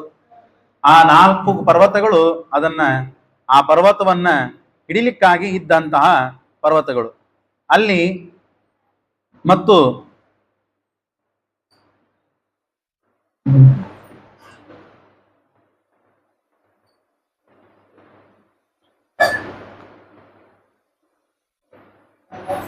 ಅದರ ಮೇಲೆಗಡೆ ಪರ್ವತ ಅಂತಂದ ಮೇಲೆ ಪರ್ವತ ಸ್ವಭಾವ, ಮಣ್ಣು ಇರ್ತದೆ, ಗಿಡಗಳಿರ್ತದೆ, ಪ್ರಾಣಿಗಳಿರ್ತದೆ, ಎಲ್ಲ ಇರ್ತದೆ. ಹಾಗಾಗಿ ಅಲ್ಲೆಲ್ಲ ಯಾವ ಗಿಡಗಳಿತ್ತು ಅಂದ್ರೆ, ಮಾವಿನ ಹಣ್ಣಿನ ಗಿಡ ಇತ್ತು, ನೀರ್ಲೆ ಹಣ್ಣಿನ ಗಿಡ ಇತ್ತು, ನಮಸ್ಕಾರ, ಹೀಗೆ ಅನೇಕ ವೃಕ್ಷಗಳಿವೆ. ಆ ವೃಕ್ಷಗಳು ನೀರ್ಲೆ ಹಣ್ಣಿನ ವೃಕ್ಷ ಅಂತಂದ್ರೆ ಅದು 10,000 ಯೋಜನ ವಿಸ್ತೀರ್ಣವಾದ ವೃಕ್ಷ. ಅದರ ಮೇಲೆ ಹಣ್ಣುಗಳು ಎಷ್ಟು ಅಂದ್ರೆ ಒಂದು ಆನೆ ಎಷ್ಟಿರೆ ಅಗಲಾಗಿ ಉದ್ದಾಗಿ ದಪ್ಪಾಗಿರಬೇಕು ಅಷ್ಟು ದೊಡ್ಡದಾದ ನೀರ್ಲೆ ಹಣ್ಣುಗಳು. ಆ ನೀರ್ಲೆ ಹಣ್ಣುಗಳು ಮೇಲಿಂದ ಅಷ್ಟು ಯೋಜನ ಮೇಲೆ ಇಂದ ತಾವು ತಳಗಡೆ ಬಿದ್ದಾಗ ಒಡಿತಾಯ್ತು. ಒಡೆದು ರಸ ಹರಿಬೇಕು. ರಸ ಹರಿದು ಒಂದು ನದಿಯಾಗಿ ಹರಿಬೇಕು. ಹಾಗಾಗಿ ಅದು ಹರಿದಾಗ ಅಲ್ಲಿಂದ ಬಂಗಾರ ಬರುತ್ತೆ. ಆ ಬಂಗಾರ ಆಗಿ ಹರಿತೈತೆ. ಅದಕ್ಕಾಗಿ ಅದಕ್ಕೆ ಜಾಂಬೂನದ ಅಂತ ಕರೀತಾರೆ. ಆ ಜಾಂಬೂನದಾಂ ಬರಾಧಾರಂ ನಿತಂಬಂ ಚಿಂತಮೀಶಿಸು ಅಂತ ನೀವೇನು ದ್ವಾದಶ ಸ್ತೋತ್ರದಲ್ಲಿ ಕೇಳ್ತಿರಲ್ಲ, ಅದೇ ಜಾಂಬೂನದ ಇದು. ಆ ಶ್ರೇಷ್ಠವಾದ ಬಂಗಾರ, ಯಾವ ಸೇರ್ಪಡೆಗಳೇ ಇರುವುದಿಲ್ಲ ಅದರಲ್ಲಿ, ಶ್ರೇಷ್ಠವಾದ ಬಂಗಾರ. ಆ ಬಂಗಾರವನ್ನೇ ದೇವತೆಗಳು ತಾವು ಅಲಂಕಾರಕ್ಕಾಗಿ ಉಪಯೋಗ ಮಾಡಿಕೊಳ್ಳುತ್ತಾರೆ. ಆ ದ್ವೀಪದ ಮೇಲ್ಭಾಗದಲ್ಲೇನೆ ಬಲಿಚಕ್ರವರ್ತಿ ತಾನು ಗಂಗಾದೇವಿಯನ್ನ ಭೂಮಿಗೆ ತಂದ ಕಥೆಯನ್ನ ಹೇಳ್ತಾರೆ. ವಾಮನ ತಾನು ಬಲಿಚಕ್ರವರ್ತಿಯ ರಾಜ್ಯಕ್ಕೆ ಬಂದ, ತಾನು ಮಾಡುವ ಯಾಗ ಒಳ್ಳೆಯದಿದ್ದರೂ ಉದ್ದೇಶ ಸರಿ ಇದ್ದಿದ್ದಿಲ್ಲ. ಯಾವ ಕಾಲಕ್ಕೆ ದೇವರು ಏನು ಕೊಡ್ತಾನೆ ಅದನ್ನು ತೆಗೆದುಕೊಳ್ಳಬೇಕು. ಈಗ ಒಬ್ಬ ಇಂದ್ರ ಇದ್ದಾಗ ನಾನು ಇಂದ್ರನಾಗ್ತೇನೆ ಅಂತಲೂ ಸರಿಯಲ್ಲ. ಅದಕ್ಕೆ ಬಂದ 3 ಪಾದ ಭೂಮಿಯನ್ನ ಕೇಳಿದ. ಒಂದು ಪಾದದಿಂದ ಇಡೀ ಭೂಮಿಯನ್ನ ಆವರಿಸಿದ, ಇನ್ನೊಂದು ಪಾದವನ್ನ ಮೇಲ್ಭಾಗಕ್ಕೆ ತೆಗೆದುಕೊಂಡು ಹೋದ ಬ್ರಹ್ಮಾಂಡದ ಕರಪರವನ್ನು ಒಡೆದು ಅಲ್ಲಿದ್ದ ಹೊರಗಿದ್ದ ಬಾಹ್ಯ ಜಲಧಾರ ಏನಿದೆಯಲ್ಲ, ತತ್ರ ಭಗವತ ಸಾಕ್ಷಾತ್ ಯಜ್ಞಲಿಂಗಸ್ಯ ವಿಷ್ಣೋರ್ ವಿಕ್ರಮತಃ ವಾಮ ಪದಾಂಗುಲ ನಖ ವಿಭಿನ್ನ ಉದ್ವಾಹ ಕಟಾಂಗ. ಅಲ್ಲಿಂದ ಆ ಗಂಗಾ ಭೂಮಿ ಕಟಾಹ ಒಡೆದಾದ ಮೇಲೆ ಅಲ್ಲಿಂದ ನೀರು ತೊಳಗಡೆ ಬರ್ಲಿಕ್ಕೆ ಪ್ರಾರಂಭವಾಯಿತು. ಅಲ್ಲೇ ಬ್ರಹ್ಮದೇವರಿದ್ರು, ಪರಮಾತ್ಮನ ಪಾದ ಇತ್ತು. ಆ ಪಾದಕ್ಕೆ ಆ ನೀರಿನಿಂದ ಅಭಿಷೇಕ ಮಾಡೇ ಬಿಟ್ರು. ಪರಮಾತ್ಮನ ಪಾದಕ್ಕೆ ಅದು ಬಡೆದು ತಳಗೆ ಬಂದಿದ್ದಕ್ಕಾಗಿ ಅದಕ್ಕೆ ಅಷ್ಟು ಪಾವಿತ್ರ್ಯ ಬಂತು. ಅದು ಏನೇನಾಗಿ ಬಂತು ಅಂತ ಹೇಳ್ತಾರೆ. ಅವತಾರ ಆಗಿ ತಾವು ಬಂದಾಗ ಪೂರ್ವಕ್ಕೆ ಹರಿದಾಗ ಅದಕ್ಕೆ ಸೀತಾ ಅಂತ ಕರೀತಾರೆ, ಪಶ್ಚಿಮಕ್ಕೆ ಹರಿದಾಗ ಅದಕ್ಕೆ ಅಲಕನಂದ, ದಕ್ಷಿಣಕ್ಕೆ ಹರಿದಾಗ ಅದಕ್ಕೆ ಚಕ್ಷು, ಉತ್ತರಕ್ಕೆ ಹರಿದಾಗ ಭದ್ರ. ಹಾಗಾಗಿ ಅಲಕನಂದ ನಾವು ನೋಡ್ತೇವೆ ಈಗ. ಅದು ಬದರಿಯಲ್ಲಿ ಇದ್ದಾಗ ಮೇಲ್ ಭಾಗಕ್ಕೆ ಇದ್ದಾಗ ಅದು ಅಲಕನಂದ. ಅದು ತಳಗಡೆ ಬಂತು ಅಂತಾದ್ರೆ ನಂದಪ್ರಯಾಗ, ರುದ್ರಪ್ರಯಾಗ, ಚರಣಪ್ರಯಾಗ ಅಂತ ಹರಿತಾ ಬರುತ್ತದೆ. ತೊಳಗಡೆ ಬಂದಾಗ ಹರಿದ್ವಾರಕ್ಕೆ ಬಂದಾಗ ಅದಕ್ಕೆ ಅಲಕನಂದ ಅಂತ ಹೆಸರು ಇರುವುದಿಲ್ಲ, ಹೆಸರು ಬದಲಾಗ್ತಾ ಬರ್ತದೆ. ಅಲ್ಲಿ 16 ಮೈಲುವರೆಗೆ ಆ ನದಿ ಹರಿತಾ ಹೋಗ್ತದೆ. ಹೀಗೆ ಬಂದಾಗ ಅಲ್ಲಿ ಮುಂದೆ ಬಂದಾಗ ತಾನು ಪಾವಿತ್ರ್ಯವನ್ನ ಪರಮಾತ್ಮ ಅದಕ್ಕೆ ಕೊಟ್ಟಿದ್ದಾನೆ ಅಂತ ಹೇಳ್ತಾರೆ. ಇನ್ನ ಅಲ್ಲೇನೆ ಇಲಾವೃತ ಖಂಡ ಇದೆ, ಕಿಂಪುರುಷ ಖಂಡ, ಭರತಖಂಡ, ಆಮೇಲೆ ದ್ವೀಪಗಳು. ಅದಾದ ನಂತರದಲ್ಲಿ ಅಂಧಂತಮಸ್ಸು, ಲೋಕಾಲೋಕ ಪರ್ವತ. ಈ ಎಲ್ಲಾ ಪರ್ವತದ ಸಂಖ್ಯೆಯನ್ನು ಕೊಡ್ತಾರೆ, ಲೆಕ್ಕವನ್ನು ಕೊಡ್ತಾರೆ. ಎಷ್ಟು ಉದ್ದ, ಅಗಲ, ಎತ್ತರ ಇವೆಲ್ಲ ಇದೆ ಅಂತ ತಿಳಿಸ್ಕೊಡ್ತಾರೆ. ಇನ್ನ ಆ ದ್ವೀಪಗಳ ಸುತ್ತಮುತ್ತಲು ಏನೇನಿದೆ ಅದನ್ನು ತಿಳಿಸಿಕೊಡ್ತಾರೆ. ಈಗ ಜಂಬೂದ್ವೀಪ ಅದರ ಲೆಕ್ಕ ಏನು, 1,00,000 ಯೋಜನ ವಿಸ್ತಾರವಾದಂತಹ ಅದು ದ್ವೀಪ. ಅದರ ಸುತ್ತಲೂ ಲವಣೋದಧಿ, ಉಪ್ಪಿನ ನೀರು, ಉಪ್ಪಿನ ಸಮುದ್ರ ಇದೆ. ಅದು ಕೂಡ 1,00,000 ಯೋಜನ ವಿಸ್ತೀರ್ಣವಾದಂತಹ ಸಮುದ್ರ. ಇನ್ನ ಪ್ಲಕ್ಷದ್ವೀಪ, ಆ ಪ್ಲಕ್ಷದ್ವೀಪ 2,00,000 ಯೋಜನ ವಿಸ್ತೀರ್ಣ, ಬೆಳೀತಾ ಹೋಗ್ತದೆ. ಆ ದ್ವೀಪದಲ್ಲಿ ಸೂರ್ಯಾಂತರ್ಯಾಮಿಯಾದಂತಹ ನಾರಾಯಣ ಇದ್ದಾನೆ. ಅವನನ್ನು ಉಪಾಸನೆ ಮಾಡುವಂತಹ ಜೀವರಾಶಿಗಳು ಅಲ್ಲಿರ್ತಾರೆ. ಅಲ್ಲಿ ಇಕ್ಷುರಸೋಧ, ನಾವೇನೀಗ ಕಬ್ಬನ್ನು ಹಾಕಿ ಕಬ್ಬಿನ ರಸವನ್ನು ತೆಗೆದು ಕುಡಿತೀವಲ್ಲ, ಆ ರಸದ ಸಮುದ್ರ ಇದೆ ಅಲ್ಲಿ. ಇನ್ನ ಶಾಲ್ಮಲಿ ದ್ವೀಪ, ಅದು 4,00,000 ಯೋಜನ ವಿಸ್ತೀರ್ಣ. ಅಲ್ಲಿ ಚಂದ್ರಾಂತರ್ಯಾಮಿಯಾದಂತಹ ಪರಮಾತ್ಮ ಇದ್ದಾನೆ. ಅಲ್ಲಿ ಗರುಡ ತಾನು ಪೂಜೆ ಮಾಡ್ತಾ ಇದ್ದಾನೆ. 4,00,000 ಯೋಜನ ವಿಸ್ತೀರ್ಣ. ಅಲ್ಲಿ ಸುರೋಧ, ನಾವೇನೀಗ ಮಧ್ಯ ಅಂತ ಕರಿತೇವೆ, ಸುರ ಅಂತ ಕರಿತೇವೆ, ಆ ಸುರದ ಸಮುದ್ರ ಇದೆ ಅಲ್ಲಿ, ಸುರೋಧ ಅಂತ ಇದೆ.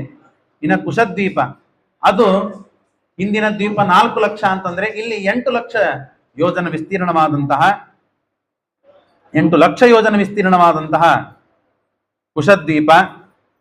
ಅದರ ಸುತ್ತಲೂ ಇರುವಂತಹ ಸಾಗರ ಅಂತಂದ್ರೆ ಘೃತಸಾಗರ, ತುಪ್ಪದ ಸಾಗರ. ಯಾರಿಗೆ ತುಪ್ಪ ಬೇಕು ಆರಾಮಾಗಿ ತಗೊಂಡ್ಬರ್ಬೋದು ಅಲ್ಲಿಂದ, ಅಷ್ಟು ತುಪ್ಪ ಇರ್ತದೆ. ಕ್ರೌಂಚ ದ್ವೀಪ 16 ಲಕ್ಷ ಯೋಜನ ವಿಸ್ತೀರ್ಣವಾದದ್ದು. ಅಲ್ಲಿ ದದಿಮಂಡೋದ ಅಂತ ಕರೀತಾರೆ. ದದಿಮಂಡೋದ ಭಾಗವತದಲ್ಲೇನೆ 2 ವ್ಯತ್ಯಾಸ ಕಾಣುತ್ತದೆ.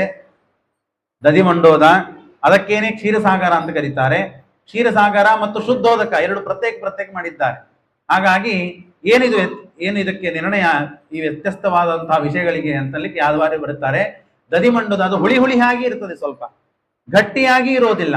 ಹಾಗಾಗಿ ಅದಕ್ಕೆ ದದಿಮಂಡೋದ ಅಂತ ಕರೀತಾರೆ. ಯಾಕೆಂದ್ರೆ ಮುಂದೆ ಕ್ಷೀರಸಾಗರ ಇದೆ, ಹಾಗಾಗಿ ಅದಕ್ಕೆ ದದಿಮಂಡೋದ ಅಂತ ಕರೀತಾರೆ. ಶಾಖದ್ವೀಪ 32 ಲಕ್ಷ ವಿಸ್ತೀರ್ಣವಾದಂತಹ ಶಾಖದ್ವೀಪ. ಅದರ ಸುತ್ತಲೂ ಕ್ಷೀರಸಾಗರ. ಏನು ದೇವತೆಗಳಿಗೆ ಅಪಾಯ ಬಂದಾಗ ದೇವತೆಗಳು ಹೋಗಿ ಪ್ರಾರ್ಥನೆ ಮಾಡ್ತಾರಲ್ಲ, ದೇವರಿಲ್ಲೇ ಇರ್ತಾನೆ, ಲಕ್ಷ್ಮೀದೇವಿ ಸಮೇತನಾಗಿ ಅಲ್ಲಿ ಹೋಗಿ ತಾವು ಪ್ರಾರ್ಥನೆ ಮಾಡ್ತಾರೆ. ಕ್ಷೀರಸಾಗರ. ಅದಾದ ಮೇಲೆ ಪುಷ್ಕರ ದ್ವೀಪ, ಅದು 64 ಲಕ್ಷ ಯೋಜನ ವಿಸ್ತೀರ್ಣವಾದಂತಹದ್ದು. ಅಲ್ಲೇನೆ ಮಾನಸೋತ್ತರ ಪರ್ವತ ಅಂತ ಇದೆ. ಆ ಮಾನಸೋತ್ತರ ಪರ್ವತ ಅದು ಕೇವಲ ಈಚೆ ಕಾಣುವುದು 32 ಲಕ್ಷ ಯೋಜನ ವಿಸ್ತೀರ್ಣವಾದ ಪರ್ವತ ಮಾತ್ರ ಕಾಣುತ್ತದೆ. ಆ ಕಡೆಗೆ ಕಾಣುವುದಿಲ್ಲ. ಸೂರ್ಯನ ಪ್ರಕಾಶ ಆ ಕಡೆಗೆ ಹೋಗೋದಿಲ್ಲ. ಸೂರ್ಯನ ಪ್ರಕಾಶ ಲೋಕಾಲೋಕ ಪರ್ವತ, ಆ ಪರ್ವತದ ಆಚೆ ಹೋಗುವುದಿಲ್ಲ. ಅಷ್ಟು ಎತ್ತರ ಇರ್ತದೆ ಆ ಪರ್ವತ. ಅದರ ಲೆಕ್ಕವನ್ನು ಹೇಳ್ತಾರೆ. ಅಲ್ಲಿ ಶುದ್ಧೋದಕ, ಶುದ್ಧವಾದ ತೆಳ್ಳಗೆನೆ ನೀರು, ಅಲ್ಲಿ ಶುದ್ಧೋದಕ. ಇನ್ನು 5,50,000 ಯೋಜನ ವಿಸ್ತೀರ್ಣವಾದದ್ದು ಲೋಕಾಲೋಕ ಪರ್ವತ. ಇದನ್ನೆಲ್ಲ ಲೆಕ್ಕ ಹಾಕಬೇಕು ನಾವು. ಲೆಕ್ಕ ಹಾಕಿ ಅಲ್ಲಿ ಲೋಕಾಲೋಕ ಪರ್ವತ ಆದ ಮೇಲೆ ಮಧ್ಯದ ಏನು ಭೂಮಿ ಇದೆಯೋ ಆ ಭೂಮಿ ಕೇವಲ ಬಂಗಾರಮಯವಾದ ಭೂಮಿ. ಎಲ್ಲಿ ಹೋದ್ರೂ ಬಂಗಾರನೇ, ಕಳ್ಳತನಕ್ಕೆ ಅವಕಾಶನೇ ಇಲ್ಲ. ಯಾಕಂದ್ರೆ ಬಂಗಾರನೇ ಇರ್ತದೆ. ಹಾಗಾಗಿ ಬಂಗಾರದ ಭೂಮಿ. ಹಾಗಾಗಿ ಒಟ್ಟಾರೆ ಲೆಕ್ಕ ಮಾಡಿದರೆ 96 ಲಕ್ಷ ಯೋಜನ ವಿಸ್ತೀರ್ಣವಾಯಿತು. 64, 32, 14, 8, 4, 2, 1 ಆಮೇಲೆ 1 ಅರ್ಧ, ಇಷ್ಟು ಬಂದಾಗ 93.5 ಲಕ್ಷ ಯೋಜನ ವಿಸ್ತೀರ್ಣವಾದದ್ದು ಅಂತ ಬಂತು. ಅಷ್ಟಾದ ಮೇಲೆ ಅಂಧನ್ ತಮಸ್ಸು ಇದೆ. ಅಂಧನ್ ತಮಸ್ಸು 6,99 ಲಕ್ಷ ಯೋಜನ ವಿಸ್ತೀರ್ಣ. ಅದಾದ ಮೇಲೆ ಘನೋದಕ, ಅದು 13,98 ಯೋಜನ ವಿಸ್ತೀರ್ಣ. ಅದಾದ ಮೇಲೆ ತದಂತೆ ಮಾಮಧಾಮಕಂ, ಅದಾದ್ಮೇಲೆ ಪರಮಾತ್ಮನ ಕ್ಷೇತ್ರದ್ವೀಪ ಅನಂತಾಸನ ವೈಕುಂಠ, ಅದು 3 ಲಕ್ಷ ಯೋಜನ ವಿಸ್ತೀರ್ಣ. ಹಾಗಾಗಿ ಒಟ್ಟಾರೆ ಎಷ್ಟಾಯಿತು? 100 ಕೋಟಿ ಯೋಜನ ವಿಸ್ತೀರ್ಣ. ಬ್ರಹ್ಮಾಂಡದ ಖರ್ಪರನ್ನು ಹಿಡಿದು, ಖರ್ಪರ ಆರಭ್ಯ ಬ್ರಹ್ಮಾಂಡವನ್ನು ಹಿಡಿದಾಗ, ಕೇವಲ ಬ್ರಹ್ಮಾಂಡವನ್ನು ಹಿಡಿದರೆ 50 ಕೋಟಿ ಯೋಜನ ವಿಸ್ತೀರ್ಣ.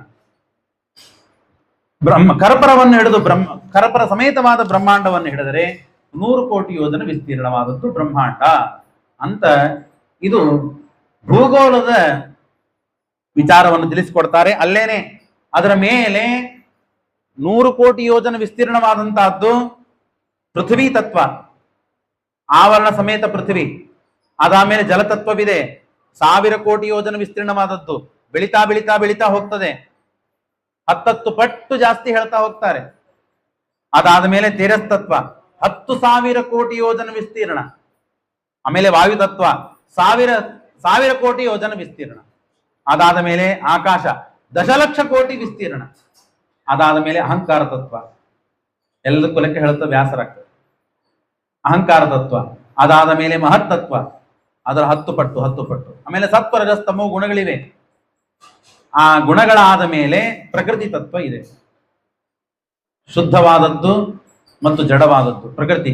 ಆ ಪ್ರಕೃತಿ ತತ್ವ ಆದ ಮೇಲೆ ಅನಂತವಾದ ಅವ್ಯಾಕೃತ ಆಕಾಶ. ಹಾಗಾಗಿ ಎಲ್ಲ ಕಡೆಗೆ ಪರಮಾತ್ಮ ಅಣುರೇಣು ತೃಣಕಾಷ್ಟನಾಗಿ ಪರಮಾತ್ಮ ವ್ಯಾಪಿಸಿ ಇದ್ದಾನೆ. ಇಷ್ಟನ್ನೆಲ್ಲ ಪರಮಾತ್ಮ ಬ್ರಹ್ಮದೇವರನ್ನ ನಾಶ ಮಾಡಬೇಕಾ, ಬ್ರಹ್ಮದೇವರ ಮೊದಲು ಮಾಡಿ ಎಲ್ಲಾ ಜೀವರಾಶಿಗಳನ್ನ ನಾಶ ಮಾಡಿ ಮೋಕ್ಷವನ್ನ ಕೊಡಬೇಕಾದಾಗ, ಅಥವಾ ಅವರ ಯೋಗ್ಯರಾದ ಜೀವರಾಶಿಗಳಿಗೆ ಆಯಾ ಸ್ಥಾನವನ್ನು ಕೊಡಬೇಕಾದಾಗ ನಾಶ ಮಾಡ್ತಾನೆ, ಸೃಷ್ಟಿ ಮಾಡ್ತಾನೆ, ಸ್ಥಿತಿ ಮಾಡ್ತಾನೆ. ಸಣ್ಣ ಸಣ್ಣ ಮನೆಗಳಲ್ಲಿ ನಮಗೆ ಏನಿರ್ತದೆ ಅಂತ ನಮಗೆ ಗೊತ್ತಿರೋದಿಲ್ಲ. ಇಷ್ಟೆಲ್ಲ ಶ್ರೀಮದಾಚಾರ್ಯರು, ಇಷ್ಟೆಲ್ಲ ದೊಡ್ಡ ರಹಸ್ಯವನ್ನ ಶ್ರೀಮದಾಚಾರ್ಯರು ಕೇವಲ ಒಂದು 4-5 ಶ್ಲೋಕಗಳಲ್ಲಿ ತಾತ್ಪರ್ಯ ನಿರ್ಣಯದಲ್ಲಿ 21ನೇ ಅಧ್ಯಾಯದಲ್ಲಿ ಸಂಗ್ರಹ ಮಾಡಿದ್ದಾರೆ. ಅಯಂ ಸಾಗರ ಅಂತ ಹೇಳಿ ತಾವು ಸಂಗ್ರಹ ಮಾಡಿಕೊಟ್ಟಿದ್ದಾರೆ. ಇಷ್ಟು ಪರಮಾತ್ಮನ ವಿಶಿಷ್ಟವಾದ ಅಗಾಧವಾದಂತಹ ಮಹಿಮೆ, ಅವನು ಪರಮಾತ್ಮ ಮಾಡಿಕೊಟ್ಟಂತಹ ಜಗತ್ತಿನ ನಿರ್ಮಾಣ. ಅಯಂ ದೀಪ ಸಾಗರಶ್ಚ ಲಕ್ಷಯೋಜನ ವಿಸ್ತೃತೋ ತದನ್ನೇತು ಕ್ರಮೇಣೈವ ದ್ವಿಗುಣೋತ್ತೋತ್ತರಾಹ ಅನ್ಯಾರ್ಥಂ ತದರ್ಥನ್ ಲಕ್ಷ್ಮೀ ಸೂಕ್ಷ್ಮ ಹೈಮಂ ವಾಕ್ಯತೋ ವಜ್ರಲೇಪನಂ ಏತತ್ ಸರ್ವಂ ಲೋಕನಾಮ ಏತಸ್ಮಾತ್ ಗುಣಂ ತತಃ ಘನೋದಕಂ ದ್ವಿಗುಣಂ ತದಂತೆ ಮಾಮಧಾಮಕಂ. ಇಲ್ಲಿದೆ ಅಲ್ಲಿ ಅಭಗ್ನಿರಲಹಂಬೋಹಂ ಕೃನ್ ಮಹತ್ತತ್ವ ಗುಣತ್ರಯೈ ಕ್ರಮಾತ್ ದಶೋತ್ತರೈರಾವೃತಂ ಪರತಸ್ತಃ. ಎಲ್ಲ ಕಡೆಗೆ ಪರಮಾತ್ಮ ಆಯ್ತು. ಹಾಗಾದ್ರೆ ನಾವೀಗ ಮಠದಲ್ಲಿ ಕೂತಿದ್ದೀವಿ, ಎಲ್ಲಿ ಕೂತಿದ್ವಿ? ಇಡೀ ಮಠದಲ್ಲಿ ಕೂತಿದ್ದೀವ? ಇಲ್ಲ, ನಾವು ಕೂಡ್ಲಿಕ್ಕೆ ಎಷ್ಟು ಜಾಗ ಬೇಕು ಅಷ್ಟು ಜಾಗದಲ್ಲಿ ಕೂತಿದ್ದೇವೆ. ಇದು ಯಾರ ಮನೆರಿ? ಇದು ನನ್ನ ಮನೆರಿ. ಮನೆಯಿಂದ ಅಂದ್ಮೇಲೆ ಎಲ್ಲ ಕಡೆಗೆ ಇರ್ಬೇಕು. ನೀನು ಇದೀಯಾ? ಯಾವುದೋ ಒಂದು ಕುರ್ಚಿ ಮೇಲೆ, ಯಾವುದೋ ಒಂದು ಕೋಣೆಯಲ್ಲಿ, ಯಾವುದೋ ಒಂದು ರೂಮಿನಲ್ಲಿ ಒಂದು ಕುರ್ಚಿ ಮೇಲೆ ಕೂತು ಇಡೀ ಮನೆಯಲ್ಲಿ ಕೂಡ್ಲಿಕ್ಕೆ ಸಾಧ್ಯವಿಲ್ಲ ನಮಗೆ. ಆದ್ರೆ ದೇವರು ಇಡೀ ಬ್ರಹ್ಮಾಂಡವನ್ನ ನಿರ್ಮಾಣ ಮಾಡಿದ್ದಾನೆ. ಈ ಇಡೀ ಬ್ರಹ್ಮಾಂಡದಲ್ಲಿ ಎಲ್ಲ ಕಡೆಗೆ ವ್ಯಾಪಿಸಿ ಇದ್ದಾನೆ. ವ್ಯಾಪ್ತೋಹಂ ಸರ್ವಗೋನಂತ ಅನಂತ ರೂಪೋ ನಿರಂತರ ಅನಂತ ಶೀರ್ಷ ಅನಂತಾಕ್ಷ ಅನಂತ ಪಾದ ಕರೋರುಗ ಅನಂತ ಗುಣವ ಆತ್ಮ್ಯಾತ್. ಪರಮಾತ್ಮನ ಕಣ್ಣು ಅನಂತ, ಪರಮಾತ್ಮನ ಮೂಗು ಅನಂತ, ಪರಮಾತ್ಮನ ಗಿವಿ ಅನಂತ, ಪರಮಾತ್ಮನ ಕೆನ್ನೆ ಅನಂತ, ಪರಮಾತ್ಮನ ಕೈಗಳು ಅನಂತ, ಪರಮಾತ್ಮನ ಬಟ್ಟುಗಳು ಅನಂತ, ಪರಮಾತ್ಮನ ಉಗುರ ಅನಂತ, ಪರಮಾತ್ಮನೇ ಅನಂತ. ಬಹಳ ವಿಚಿತ್ರ ಇದೆ, ಲೆಕ್ಕ ಹಾಕ್ಲಿಕ್ಕೆ ಸಾಧ್ಯ ಇಲ್ಲ. ಪರಮಾತ್ಮನ ಒಂದು ಕಣ್ಣು ಅನಂತ ಅಂತಂದ ಮೇಲೆ ಇಡೀ ಕಡೆಗೆ ತುಂಬಿದ ಮೇಲೆ ಮೂಗೆಲ್ಲ ಬರಬೇಕು? ಬರ್ಲಿಕ್ಕೆ ಸಾಧ್ಯವಿಲ್ಲಲ್ಲ. ಎಲ್ಲ ಕಡೆಗೆ ತುಂಬಿದ್ದಾನೆ. ಪರಮಾತ್ಮನ ಅಚಿಂತ್ಯದ್ಭುತ ಶಕ್ತಿಯಿಂದ ಪರಮಾತ್ಮ ತಾನು ಅನಂತನಾಗಿದ್ದರೂ ಎಲ್ಲ ಅವಯವಗಳನ್ನ ಉಳ್ಳವನಾಗ್ತಾನೆ ಅಂತ ಶ್ರೀಮದಾಚಾರ್ಯ ನಿರ್ಣಯ ಕೊಡ್ತಾರೆ. ತಿಳಿಯುವುದು ಕಷ್ಟವಿದೆ. ಈ ಕೈ ಇಡೀ ರೂಮಿನ ತುಂಬಿ ಇದೆ ಅಂತಂದ್ಮೇಲೆ ಕೈ ಮುಂದಿನ ಭಾಗ ಎಲ್ಲಿ ಹೋಗ್ಬೇಕು? ಇಡೀ ಬ್ರಹ್ಮಾಂಡ ತುಂಬ ಪರಮಾತ್ಮನ ಕಣ್ಣಾಗೆ ಇದೆ ಅಂದ್ಮೇಲೆ ಮೂಗು ಎಲ್ಲಿ ಬರಬೇಕು? ಬಾಯಿ ಎಲ್ಲಿ ಬರಬೇಕು? ಹಲ್ಲುಗಳು ಎಲ್ಲಿ ಬರಬೇಕು? ದೇಹ ಎಲ್ಲಿ ಬರಬೇಕು? ಆದ್ರೆ ಪರಮಾತ್ಮನ ಅಚಿಂತ್ಯ ಅದ್ಭುತವಾದ ಶಕ್ತಿಯಿಂದ ಪರಮಾತ್ಮ ಎಲ್ಲವನ್ನೂ ತಾಳ್ತಾನೆ, ಎಲ್ಲ ಕಡೆಗೆ ಇರುತ್ತಾನೆ, ಎಲ್ಲ ಅವಯವಗಳನ್ನು ಉಳ್ಳವನಾಗ್ತಾನೆ ಅಂತ ಹೇಳ್ತಾರೆ. ಹಾಗಾಗಿ ಇಷ್ಟೆಲ್ಲ ವೈಭವದಿಂದ ಕೂಡಿದ ಪರಮಾತ್ಮ, ಆ ಪರಮಾತ್ಮನ ಜ್ಞಾನಕ್ಕಾಗಿ ಕಪಿಲರ ಹತ್ರ ಉಪದೇಶವನ್ನ ಪಡಿಲಿಕ್ಕೆ ಹೊರಟಿದ್ದ. ಅದನ್ನ ಶುಕಾಚಾರ್ಯರು ಅಂದ್ರೆ ಭರತ ಚಕ್ರವರ್ತಿ ತಾನು ಉಪದೇಶ ಮಾಡಿ ಮುಂದಿನ ತತ್ವಗಳನ್ನ ಉಪದೇಶವನ್ನ ಮಾಡಿದ್ದಾರೆ ಶುಕಾಚಾರ್ಯರು ಪರೀಕ್ಷಿತರಾಜನಿಗೆ. ಹೀಗೆ ಮುಂದೆ ನರಕ ವರ್ಣನೆ ಬರ್ತದೆ. ಆ ನರಕ ವರ್ಣನೆ ಎಲ್ಲ ಕೇಳಿರ್ತೀರಿ. ಸಮಯ ಬಹಳ ಆಗಿದೆ. ನಾವು ಗರುಡ ಪುರಾಣದಲ್ಲಿ ನರಕ ವರ್ಣನೆ ಕೇಳಿರ್ತೇವೆ. ಕೇವಲ ನರಕ ಎಷ್ಟು ಇದೆ ಅಂತ ಅನ್ನೋದನ್ನ ನಾವು ತಿಳ್ಕೊಳ್ಳೋಣ. 21, 24, 28 ವಿಭಾಗಗಳಿವೆ. ಈಗ ಇಲ್ಲಿ ಹೇಳಿದ ನರಕಗಳು ಎಷ್ಟು ಅಂತಂದ್ರೆ 19 ರೌರವ, ಮಹಾರೌರವ, ಕುಂಭೀಪಾಕ, ಕಾಲಸೂತ್ರ, ಅಸೀತಪತ್ರವನ, ಸೂಕರಮುಖ, ಅಂಧಕೂಪ, ಕೃಮಿಭೋಜನ, ಸಂದಷ್ಟ, ವೈತರಣಿ, ಪುಯೋದ, ಪ್ರಾಣರೋಧ, ವಿಷಸನ, ಲಾಲಂಬ, ಹೀಗೆ ಅನೇಕ ನರಕಗಳಿವೆ. ಈ ನರಕಗಳನ್ನ ಪರಮಾತ್ಮ ದರ್ಶನ ಮಾಡಿಸಿದ್ದಾನೆ. ಇದನ್ನೆಲ್ಲ ಹೇಳೋ ಪ್ರಸಂಗ ಯಾಕೆ ಬಂತು ಅಂದ್ರೆ ಶ್ರೀಮದಾಚಾರ್ಯರು ತಾತ್ಪರ್ಯದಲ್ಲಿ ತಿಳಿಸಿಕೊಟ್ಟಿದ್ದು ಧರ್ಮರಾಜನಿಗೆ ಇದನ್ನೆಲ್ಲ ದರ್ಶನ ಮಾಡಿಸಿದ್ದಾರೆ. ಭೂಮಿಯಿಂದ ಮೇಲ್ಭಾಗಕ್ಕೆ ಹೊರಗಡೆ ಕರಕೊಂಡು ಹೋಗಿ ಎಲ್ಲ ದರ್ಶನ ಮಾಡಿಸಿ ಬಂದಿದ್ದಾನೆ ನರಕ ದರ್ಶನವನ್ನ. ಯಾಕೆ ಅಂತಂದ್ರೆ ದೇವರ ಮಾತಿನ ಮೇಲೆ ಧರ್ಮರಾಜನು ವಿಶ್ವಾಸ ಮಾಡಲಿಲ್ಲ, ಹಾಗಾಗಿ ಇದನ್ನೆಲ್ಲ ತೋರಿಸಿದ್ದಾನೆ. ಕೊನೆಗೆ ರುದ್ರದೇವರ ದ್ವಾರ ಉಪದೇಶ ಅಪ್ಪೆಚ್ಚಿತು ಗುರುದ್ವಾರ ಪ್ರಸಾದ ಕೃತಹಂತಿತಿ. ರುದ್ರದೇವರು ಇಂದ್ರನಿಗೆ ಗುರುಗಳು, ಹಾಗಾಗಿ ಪರಮಾತ್ಮನೇ ಉಪದೇಶ ಮಾಡ್ತಾ ಇದ್ದ. ಆದರೆ ಗುರುಗಳ ದ್ವಾರಾನೇ ಅವನು ಉಪದೇಶವನ್ನ ಪಡೆದರೆ ಅವನಿಗೆ ಫಲ ಬರ್ತದೆ, ಅವನ ಜೀವನ ಉದ್ಧಾರವಾಗ್ತದೆ. ನಮ್ಮ ಗುರುಗಳ ಹತ್ರನೇ ನಾವು ಉಪದೇಶ ಪಡಿಬೇಕು. ನಮ್ಗಿಂತ ದೊಡ್ಡ ಗುರುಗಳು ಸಿಕ್ಕರು ಅಂದ್ರೆ ಅಲ್ಲಿ ಹೋಗ್ಬಿಡ್ಬಾರ್ದು. ಯಾಕೆಂದ್ರೆ ಆ ಗುರುಗಳಿಗೂ ಅಭಿಪ್ರಾಯ ನಿಮ್ಮ ಗುರುಗಳಲ್ಲೇ ನೀವು ಶಾಸ್ತ್ರ ಅಧ್ಯಯನ ಮಾಡಬೇಕು ಅಥವಾ ಉಪದೇಶ ಪಡಿಬೇಕು. ಹಾಗಾಗಿ ದೇವರು ತಾನು ಉಪದೇಶವನ್ನ ಆ ರುದ್ರದೇವರ ಮುಖಾಂತರವಾಗಿ ಮಾಡಿಸ್ತಾನೆ. ಆ ಪ್ರಸಂಗದಲ್ಲಿ ಇದನ್ನೆಲ್ಲ ಶ್ರೀಮದಾಚಾರ್ಯರು ತಿಳಿಸಿಕೊಟ್ಟಿದ್ದಾರೆ. ಹಾಗಾಗಿ ಆ ನರಕ ದರ್ಶನ ಯಾವ ಪಾಪಕ್ಕೆ, ಹೀಗೆ ಕ್ಯಾನ್ಸರ್ಗೆ ಒಂದು ಹಾಸ್ಪಿಟಲ್ ಇದೆ, ಕಿವಿ ನೋವಾದ್ರೆ ಒಂದು ಹಾಸ್ಪಿಟಲ್ ಇದೆ, ಹಲ್ಲು ನೋವಿಗೆ ಒಂದು ಹಾಸ್ಪಿಟಲ್ ಅಂತ ನಾವು ನೋಡ್ತೇವಲ್ಲ, ಆಗ ಅದರಂತೆ ಒಂದೊಂದು ಪಾಪ ಮಾಡಿದಾಗ ಒಬ್ಬೊಬ್ಬನಿಗೆ ಒಂದೊಂದು ಅಪಾರ್ಟ್ಮೆಂಟ್ಗಳಿವೆ. ದೇವರ ದರ್ಶನಕ್ಕೆ ಹೋದಾಗ ನಮಗೆ ಒಂದೊಂದು ಕಡೆ ಕೂಡಿಸ್ಬಿಡ್ತಾರಲ್ಲ, ಹಾಗೆ ಒಬ್ಬೊಬ್ಬನು ಪಾಪ ಮಾಡಿದ್ದ, ಈ ಪಾಪಕ್ಕೆ ಈ ಕೊಲೆ, ಈ ಪಾಪಕ್ಕೆ ಈ ಅವಸ್ಥೆ ಅವನಿಗೆ ಬರಬೇಕು ಅಂತ ಹೇಳಿ ಆಯಾ ಪಾಪಕ್ಕೆ ಪ್ರಾಯಶ್ಚಿತ್ತಕ್ಕಾಗಿ ಅವನಿಗೆ ಆಯಾ ನರಕಗಳನ್ನ ಹೇಳಿದ್ದಾರೆ. ಆ ನರಕಗಳಲ್ಲಿ ಹೋಗಿ ತಾನು ಪ್ರಾಯಶ್ಚಿತ್ತವನ್ನು ಮಾಡಿಕೊಂಡು ಮತ್ತೆ ಭೂಮಿಯಲ್ಲಿ ಬರ್ತಾನೆ. ಮುಂದಿನ ಸ್ಕಂದದಲ್ಲಿ ಮತ್ತೆ ಹೀಗೆ ಪಾಪ ಮಾಡಿ ಮತ್ತೆ ಭೂಮಿ ಬರ್ತೇವೆ, ಮತ್ತೆ ಪಾಪ ಮಾಡ್ತೇವೆ, ಮತ್ತೆ ಸ್ವರ್ಗ ನರಕಗಳಲ್ಲಿ ಹೋಗ್ತೇವೆ, ಮತ್ತೆ ಹೇಗೆ ಭೂಮಿಗೆ ಬರ್ತೇವೆ. ಇದು ಚಕ್ರ ಯಾವಾಗ ಮುಗಿತದೆ ಅಂತಲಿಕ್ಕೆ ಷಷ್ಠಸ್ಕಂದ ಭಾಗವತದಲ್ಲಿ ಅದನ್ನು ಉತ್ತರ ಕೊಡ್ತಾರೆ. ಹಾಗಾಗಿ ನನಗೆ ಕೊಟ್ಟ ವಿಷಯ ಪಂಚಮಸ್ಕಂದ ಭಾಗವತ, ದೇವರ ಅಪಾರವಾದ ಅನಂತವಾದ ಕರುಣೆ. ಆ ಕರುಣೆಯನ್ನ ಪಡೆದಂತಹ ಭರತ ಚಕ್ರವರ್ತಿ ಋಷಭನಾಮಕನಾದ ಪರಮಾತ್ಮ, ಅವನು ಮಹಾಜ್ಞಾನಿ. ಅಂತ ಜ್ಞಾನಿಗೂ ಕೆಲವೊಮ್ಮೆ ಆಪತ್ತು ಬರ್ತದೆ, ಪ್ರಾರಬ್ಧ ಇರೋದರಿಂದ. ಅದರಿಂದ ಹೊರಗಡೆ ಬಂದು ಸಮಾಜಕ್ಕೆ ಈ ಆಪತ್ತು ಬರಬಾರದು, ಬಂದಾಗಲೂ ಈ ಉಪದೇಶಗಳನ್ನ ಕೇಳಿ ನಾವು ಜೀವನದಲ್ಲಿ ಉದ್ಧಾರವನ್ನ ತಾಳಬೇಕು ಅನ್ನೋ ಸಲುವಾಗಿ ಮಹತ್ತರವಾದಂತಹ ಉಪದೇಶಗಳನ್ನ ಪರಮಾತ್ಮ ಶುಕಾಚಾರ್ಯರ ದ್ವಾರ ಪರೀಕ್ಷಿತ ರಾಜನಿಗೆ ತಾನು ಮಾಡಿದ್ದಾನೆ. ಹಾಗಾಗಿ ಈ ಪಂಚಮಸ್ಕಂದದ ಭಾಗವತವನ್ನ ಹೇಳಬೇಕು ಅಂತ ಅಜಯಾಚಾರ್ಯರ ದ್ವಾರ ಅಜಯಾಚಾರ್ಯರು ಸೂಚನೆ ಮಾಡಿದರು. ಅವರೆಲ್ಲ ಪಂಡಿತರನ್ನ ಹಿಡಿದು ಕೊಡ್ತಾರೆ, ಯಾರಿಗೆ ಏನು ಸಾಧ್ಯ ಇದೆ ಹೇಳಲಿಕ್ಕೆ, ಯಾರು ಏನು ಮಾಡಬೇಕು ಅದು ಅವರಿಗೆ ಗೊತ್ತು. ಹಾಗಾಗಿ ಅಜಯಾಚಾರ್ಯರು ಫೋನ್ ಮಾಡಿ ತಿಳಿಸಿ ಅವರು ಪ್ರೇರಣೆ ಮಾಡಿದ್ರು. ಪಂಚಮಸ್ಕಂದ ಭಾಗವತ ಹೇಳ್ತೇನಪ್ಪ ನೀನು ಅಂತಂದಾಗ, ಆಗ್ಲಿ ನೋಡ್ತೇನೆ, ವಿಚಾರ ಮಾಡಿ ಪ್ರಯತ್ನ ಮಾಡ್ತೇನೆ ಅಂತಂದಾಗ, ನಾನು ಒಪ್ಪಿದ ಮೇಲೆ ಪ್ರಹ್ಲಾದಾಚಾರ್ಯರ ಕಡೆಯಿಂದ ನಾವು ಫೋನ್ ಮಾಡಿಸಿ ಆಮಂತ್ರಣ ಕೊಟ್ಟು ಭಾಗವತ ಪಂಚಮಸ್ಕಂದಿ ಪುಣ್ಯ ಕ್ಷೇತ್ರ, ಇಂತಹ ಕ್ಷೇತ್ರದಲ್ಲಿ ಭಾಗವತವನ್ನು ಹೇಳುವುದೇ ದೊಡ್ಡ ಸೌಭಾಗ್ಯ, ಕೇಳುವುದು ದೊಡ್ಡ ಸೌಭಾಗ್ಯ.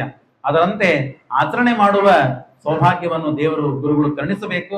ಆ ತತ್ವಗಳನ್ನು ಅನುಸಂಧಾನ ಮಾಡುವ, ಮನವರಿಕೆಯನ್ನು ಮಾಡಿಸುವ, ಆ ಚಿತ್ರವನ್ನು ಮನಸ್ಸಿನಲ್ಲಿ ಮೂಡಿಸಿ ಅದರಂತೆ ಆಚರಣೆ ಮಾಡುವ ಸೌಭಾಗ್ಯ ಭಗವಂತ ತಮ್ಮ ತಮ್ಮ ಯೋಗ್ಯತಾನುಸಾರವಾಗಿ ಭಗವಂತ ಕೊಡ್ಲಿ ಅಂತ ಪ್ರಾರ್ಥನೆ ಮಾಡ್ತೇನೆ. ಅಜಯಾಚಾರ್ಯ ನಮಸ್ಕಾರ ಮಾಡ್ತೇನೆ. ಚೇತನಾಚಾರ್ಯ ನಮ್ಮ ಮಿತ್ರರಿದ್ದಾರೆ. ಆ ಇಬ್ರು ದಂಪತಿಗಳು ಏನು ಶ್ರಮ, ಎಷ್ಟು ಕಷ್ಟ. ಮಠ ನಡೆಸೋದಂದ್ರೆ ಸರಳ ಇಲ್ಲ. ಪ್ರಹ್ಲಾದಾಚಾರ್ಯ ದಂಪತಿಗಳು ಅವರಿಬ್ರು ಈಗ ಯದ್ಯಪಿ ಹಳೆಯಂದ್ರು ಮತ್ತೇನಂದ್ರೆ ಚೇತನಾಚಾರ್ಯರು ಇದ್ದರು. ನನಗೆ ಅವರಿಗಿಂತ ಹೆಚ್ಚಿಗೆ ಆದರ ಗೌರವ ಆತಿಥ್ಯ ಸತ್ಕಾರಗಳನ್ನ ಮಾಡಿ ಎಲ್ಲದಕ್ಕೂ ಅನುಕೂಲ ಮಾಡಿ, ಊಟಕ್ಕೆ ಆಗಿರ್ಬೇಕು, ಸ್ನಾನಕ್ಕೆ ಆಗಿರ್ಬೋದು, ಮಲ್ಕೊಳಿಕ್ಕಾಗಿರ್ಬೋದು, ಫರಾಳಕ್ಕಾಗಿರ್ಬೋದು, ಯಾವುದಕ್ಕೂ ನೀವು ಒಂದೇ ದಿವಸ ಬಂದಾಗ ನನಗೆ ಸ್ವಲ್ಪ ಬಿಸಿ ಹತ್ತಿತ್ತು. ಏಕಾದಶಿ ಇತ್ತು, ಬಹಳ ಈ ವಾತಾವರಣ ತಡ್ಕೊಳ್ಳಿಕ್ಕೆ ಆಗ್ಲಿಲ್ಲ. ಅದಕ್ಕೆ ಕೂಲರ್ ತಂದು ಕೊಟ್ಟು ಕೂಲರ್ ವ್ಯವಸ್ಥೆ ಮಾಡಿ ಯಾವ ಶ್ರಮಗಳನ್ನು ಪಡೆದೇನೆ ಆರಾಮಾಗಿ ನೀವು ಅಧ್ಯಯನ ಮಾಡಿ ಪ್ರವಚನ ಹೇಳ್ರಿ ಅಂತನ್ನುವಂತೆ ಪಾಪ ಬಹಳ ನೋಡಿಕೊಂಡಿದ್ದಾರೆ, ಕಾಳಜಿಯನ್ನು ವಹಿಸಿದ್ದಾರೆ. ಅಷ್ಟೇ, ಇದಕ್ಕೆಲ್ಲದಕ್ಕೂ ಮುಖ್ಯವಾಗಿ ಪ್ರವಚನ ಹೇಳಲಿಕ್ಕೆ ನನಗೆ 2 ಅಕ್ಷರ ತಿಳಿಬೇಕು ಅಂತಾದ್ರೆ ಮುಖ್ಯವಾಗಿ ದೇಹವನ್ನು ಕೊಟ್ಟಂತಹ ತಂದೆ ತಾಯಿಗಳು ಅವರು ತ್ಯಾಗ ಮಾಡಿ ನಮ್ಮ ಗುರುಗಳ ಹತ್ರ ನನ್ನನ್ನು ಕಳಿಸಿದ್ರು. ಆ ಗುರುಗಳು ಅನಂತ ಉಪಕಾರ ಮಾಡಿ, ಅನಂತ ಕರುಣೆ ಮಾಡಿ ನನ್ನ ಯುಗತಾನುಸಾರವಾಗಿ ಈ ಭಾಗವತವನ್ನ ಕೇಳಲಿಕ್ಕೆ, ಹೇಳಲಿಕ್ಕೆ, ತಿಳಿಯೋದಕ್ಕೆ ನನಗೆ ಜ್ಞಾನೋಪದೇಶವನ್ನು ಮಾಡಿದ್ದಾರೆ. ಹಾಗಾಗಿ ಆ ಗುರುಗಳಿಗೂ, ಮಾಹುಲಿ ಆಚಾರ್ಯರು ನಮ್ಮ ಗುರುಗಳು, ಹಾಗಾಗಿ ಅವರಿಗೂ ಕೂಡ ಅನಂತ ನಮಸ್ಕಾರಗಳನ್ನು ಮಾಡುತ್ತೇನೆ. ಮತ್ತೆ ಮುಖ್ಯವಾಗಿ ಜಗದ್ಗುರುಗಳಾದಂತಹ ಅವರ ಅಧಿಷ್ಠಾನ ಒಂದೊಂದು ಕಣಗಳಲ್ಲಿಯೂ ಕೂಡ ಸತ್ಯಾತ್ಮರ ಪೂರ್ಣ ಅನುಗ್ರಹ ಈ ಮಠಕ್ಕೆ ಇದೆ. ಹಾಗಾಗಿ ಜಗದ್ಗುರುಗಳಾದ ಉತ್ತರಾದಿ ಮಠಾಧೀಶರಾದ ಸತ್ಯಾತ್ಮ ತೀರ್ಥ ಶ್ರೀಪಾದಂಗಳ ಪೂರ್ಣ ಅನುಗ್ರಹದಿಂದ ಈ ಪ್ರವಚನವನ್ನ ಹೇಳಲಿಕ್ಕೆ ಸಾಧ್ಯವಾಗಿದೆ. ಅವರ ಆಶೀರ್ವಾದನು ಇದಕ್ಕೆ ಮುಖ್ಯವಾದ ಕಾರಣ ಅಂತ ನಾನು ಹೇಳ್ತಾ ಭಾವಿಸ್ತಾ, ಮತ್ತು ನೀವೆಲ್ಲ ಶ್ರೋತೃ ಬಂದರು. ನಾನು ಮೊದಲಿಗೆ ಹೇಳಿದ್ದೆ, ಪಂಚಮಸ್ಕಂದ ಭಾಗವತ ಅಂದ್ರೆ ಒಂದು ಜೋಕ್ ಇರುವುದಿಲ್ಲ, ಒಂದು ಕಥೆ ಇರುವುದಿಲ್ಲ. ಕಥೆ ಅಂತಂದ್ರೆ ಭರತ ಚಕ್ರವರ್ತಿ ಕಥೆ, ಅದರಲ್ಲಿಯೂ ತತ್ವಗಳು ಅಡಗಿರ್ತದೆ. ಹಾಗಾಗಿ ಬೇಕಾದೆಲ್ಲ ಬೇರೆದೆಲ್ಲ ತಂದು ಹೇಳಬಹುದು, ಆದ್ರೆ ಅದು ಭಾಗವತಕ್ಕೆ ವಂಚನೆ, ನಿಮಗೆಲ್ಲ ಮೋಸ ಮಾಡಿದಂತೆ ಆಗ್ತದೆ. ಸಾಧ್ಯವಾದಷ್ಟು ನಾನು ಇದರಲ್ಲೇನೆ ಇದ್ದ ಕಥೆಗಳನ್ನ ಇದರಲ್ಲಿ ಇದ್ದ ತತ್ವಗಳನ್ನು ಬಿಟ್ಟು ಬೇರೆದು ಹೇಳೋದಿಲ್ಲ ಅಂತ ಹೇಳಿದ್ದೆ. ಏನೋ ಪ್ರಯತ್ನ ಮಾಡಿದ್ದೇನೆ. ಅಷ್ಟು ಮಾಡಿದರೂ ಯಾವ ಬೇಸರಗಳನ್ನ ನನ್ನ ಮುಖದ ಮೇಲೆ ತೋರಿಸ್ಲಿಲ್ಲ. ಯಾಕೆಂದ್ರೆ ನಿಮ್ಮಲ್ಲಿ ಆ ವೈರಾಗ್ಯ, ಆ ಭಕ್ತಿ, ದೇವರ ಮೇಲೆ ವಿಶ್ವಾಸ, ಭಾಗವತದ ಮೇಲೆ ಆದರ ಮತ್ತು ಬ್ರಾಹ್ಮಣರ ಮೇಲೆ ಆದರ ಪೂರ್ಣ ನಿಮ್ಮಲ್ಲಿ ಎದ್ದು ಕಾಣ್ತಾ ಇದೆ ಅಂತನ್ನೋದು ನಮಗೆ ಗೊತ್ತಾಗ್ತದೆ. ಅದು ಬಹಳ ಸಂತೋಷ. ಶ್ರೋತೃ ವೃಂದ ಇದು ಎಲ್ಲಾ ರೀತಿ ಸಹಕಾರ ಮಾಡಿದರೆ ಹೇಳೋರಿಗೆ ಉತ್ಸಾಹ ಬರ್ತದೆ, ಇಲ್ಲದೆ ಬರ್ಲಿಕ್ಕೆ ಸಾಧ್ಯವಿಲ್ಲ. ಹಾಗಾಗಿ ನಿಮಗೆಲ್ಲರಿಗೂ ಕೂಡ ಧನ್ಯವಾದಗಳನ್ನು, ನಮಸ್ಕಾರಗಳನ್ನು ತಿಳಿಸ್ತಾ, ದೇವರು ತತ್ವಾಭಿಮಾನಿಯಾದಂತಹ ಸಮಸ್ತ ಸತ್ಯಾತ್ಮ ತೀರ್ಥರು, ಸತ್ಯ ಪ್ರಮೋದ ತೀರ್ಥರು, ಸತ್ಯಧ್ಯಾನ ತೀರ್ಥರು ಮತ್ತು ಸಮಸ್ತ ತತ್ವಾಭಿಮಾನಿ ದೇವತೆಗಳು ಮತ್ತು ಇಲ್ಲಿ ಸನ್ನಿಧಾನಗೊಂಡಂತಹ ಲಕ್ಷ್ಮೀದೇವಿ, ಪದ್ಮಾವತಿ ದೇವಿ, ಮೇಲೆ ಇಲ್ಲೂ ಇದ್ದ ಎಲ್ಲ ಕಡೆಗೆ ಇದ್ದಂತಹ ಪರಮಾತ್ಮ ವೆಂಕಟೇಶ ದೇವರು, ಅಭಿನ್ನರಾದಂತಹ ಕುಲದೇವರಲ್ಲಿ, ಭಾಗವತ ಪ್ರತಿಪಾದ್ಯರಾದ ವೇದವ್ಯಾಸ ದೇವರಲ್ಲಿ ಈ ಕರ್ಮದಿಂದ ಬಂದ ಪುಣ್ಯವನ್ನ ಸಮರ್ಪಣೆ ಮಾಡೋಣ ಅಂತ ಹೇಳ್ತಾ, ಶ್ರೀಕೃಷ್ಣಾರ್ಪಣಸ್ತು. ಯಸ್ತರ್ವಗುಣ ಸಂಪೂರ್ಣ ಸರ್ವದೋಷ ವಿವರ್ಜಿತ ಪ್ರಿಯತಾಂ ಪ್ರೀತ ಏವಾಲಂ ವಿಷ್ಣೋರ್ಮೇ ಪರಮಸೃಹತ ನಾಹಂ ಕರ್ತಾ ಹರಿಕರ್ತಾ ತತ್ಪೂಜಾ ಕರ್ಮಜಾಖಿಲಂ ತಥಾಪಿ ಮತ್ಕೃತಾ ಪೂಜಾ ತ್ವತ್ಪ್ರಸಾದೇನ ನಾಣ್ಯತಾ ತದ್ಭಕ್ತಿಸ್ತತ್ಫಲಂ ಮಖ್ಯಂ ತತ್ಪ್ರಸಾದ ಪುನಃ ಪುನಃ ಕರ್ಮಣ್ಯಾಸೋ ಹರಾವೇವಂ ವಿಷ್ಣೋ ಸ್ತುತಿಕರಸ್ತದಾ.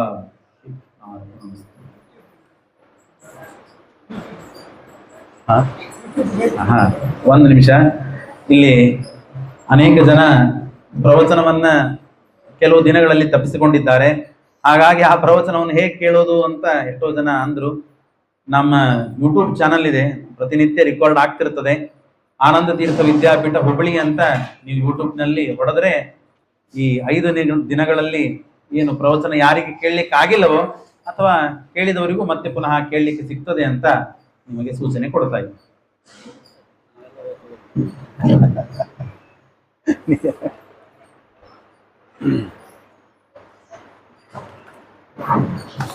ಶ್ರೀ ಗುರುಭ್ಯೋ ನಮಃ. ಓಂ ಆಪಾದ ಮೌಳಿ ಪರ್ಯಂತಂ ಗುರುಣಾಮಾಕೃತಿಂ ಸ್ಮರೇತ್ ತೇನ ವಿಘ್ನಾಃ ಪ್ರಣಶ್ಯಂತಿ ಸಿದ್ಧ್ಯಂತಿ ಚ ಮನೋರಥಾಃ. ಶ್ರೀ ಗುರುಭ್ಯೋ ನಮಃ.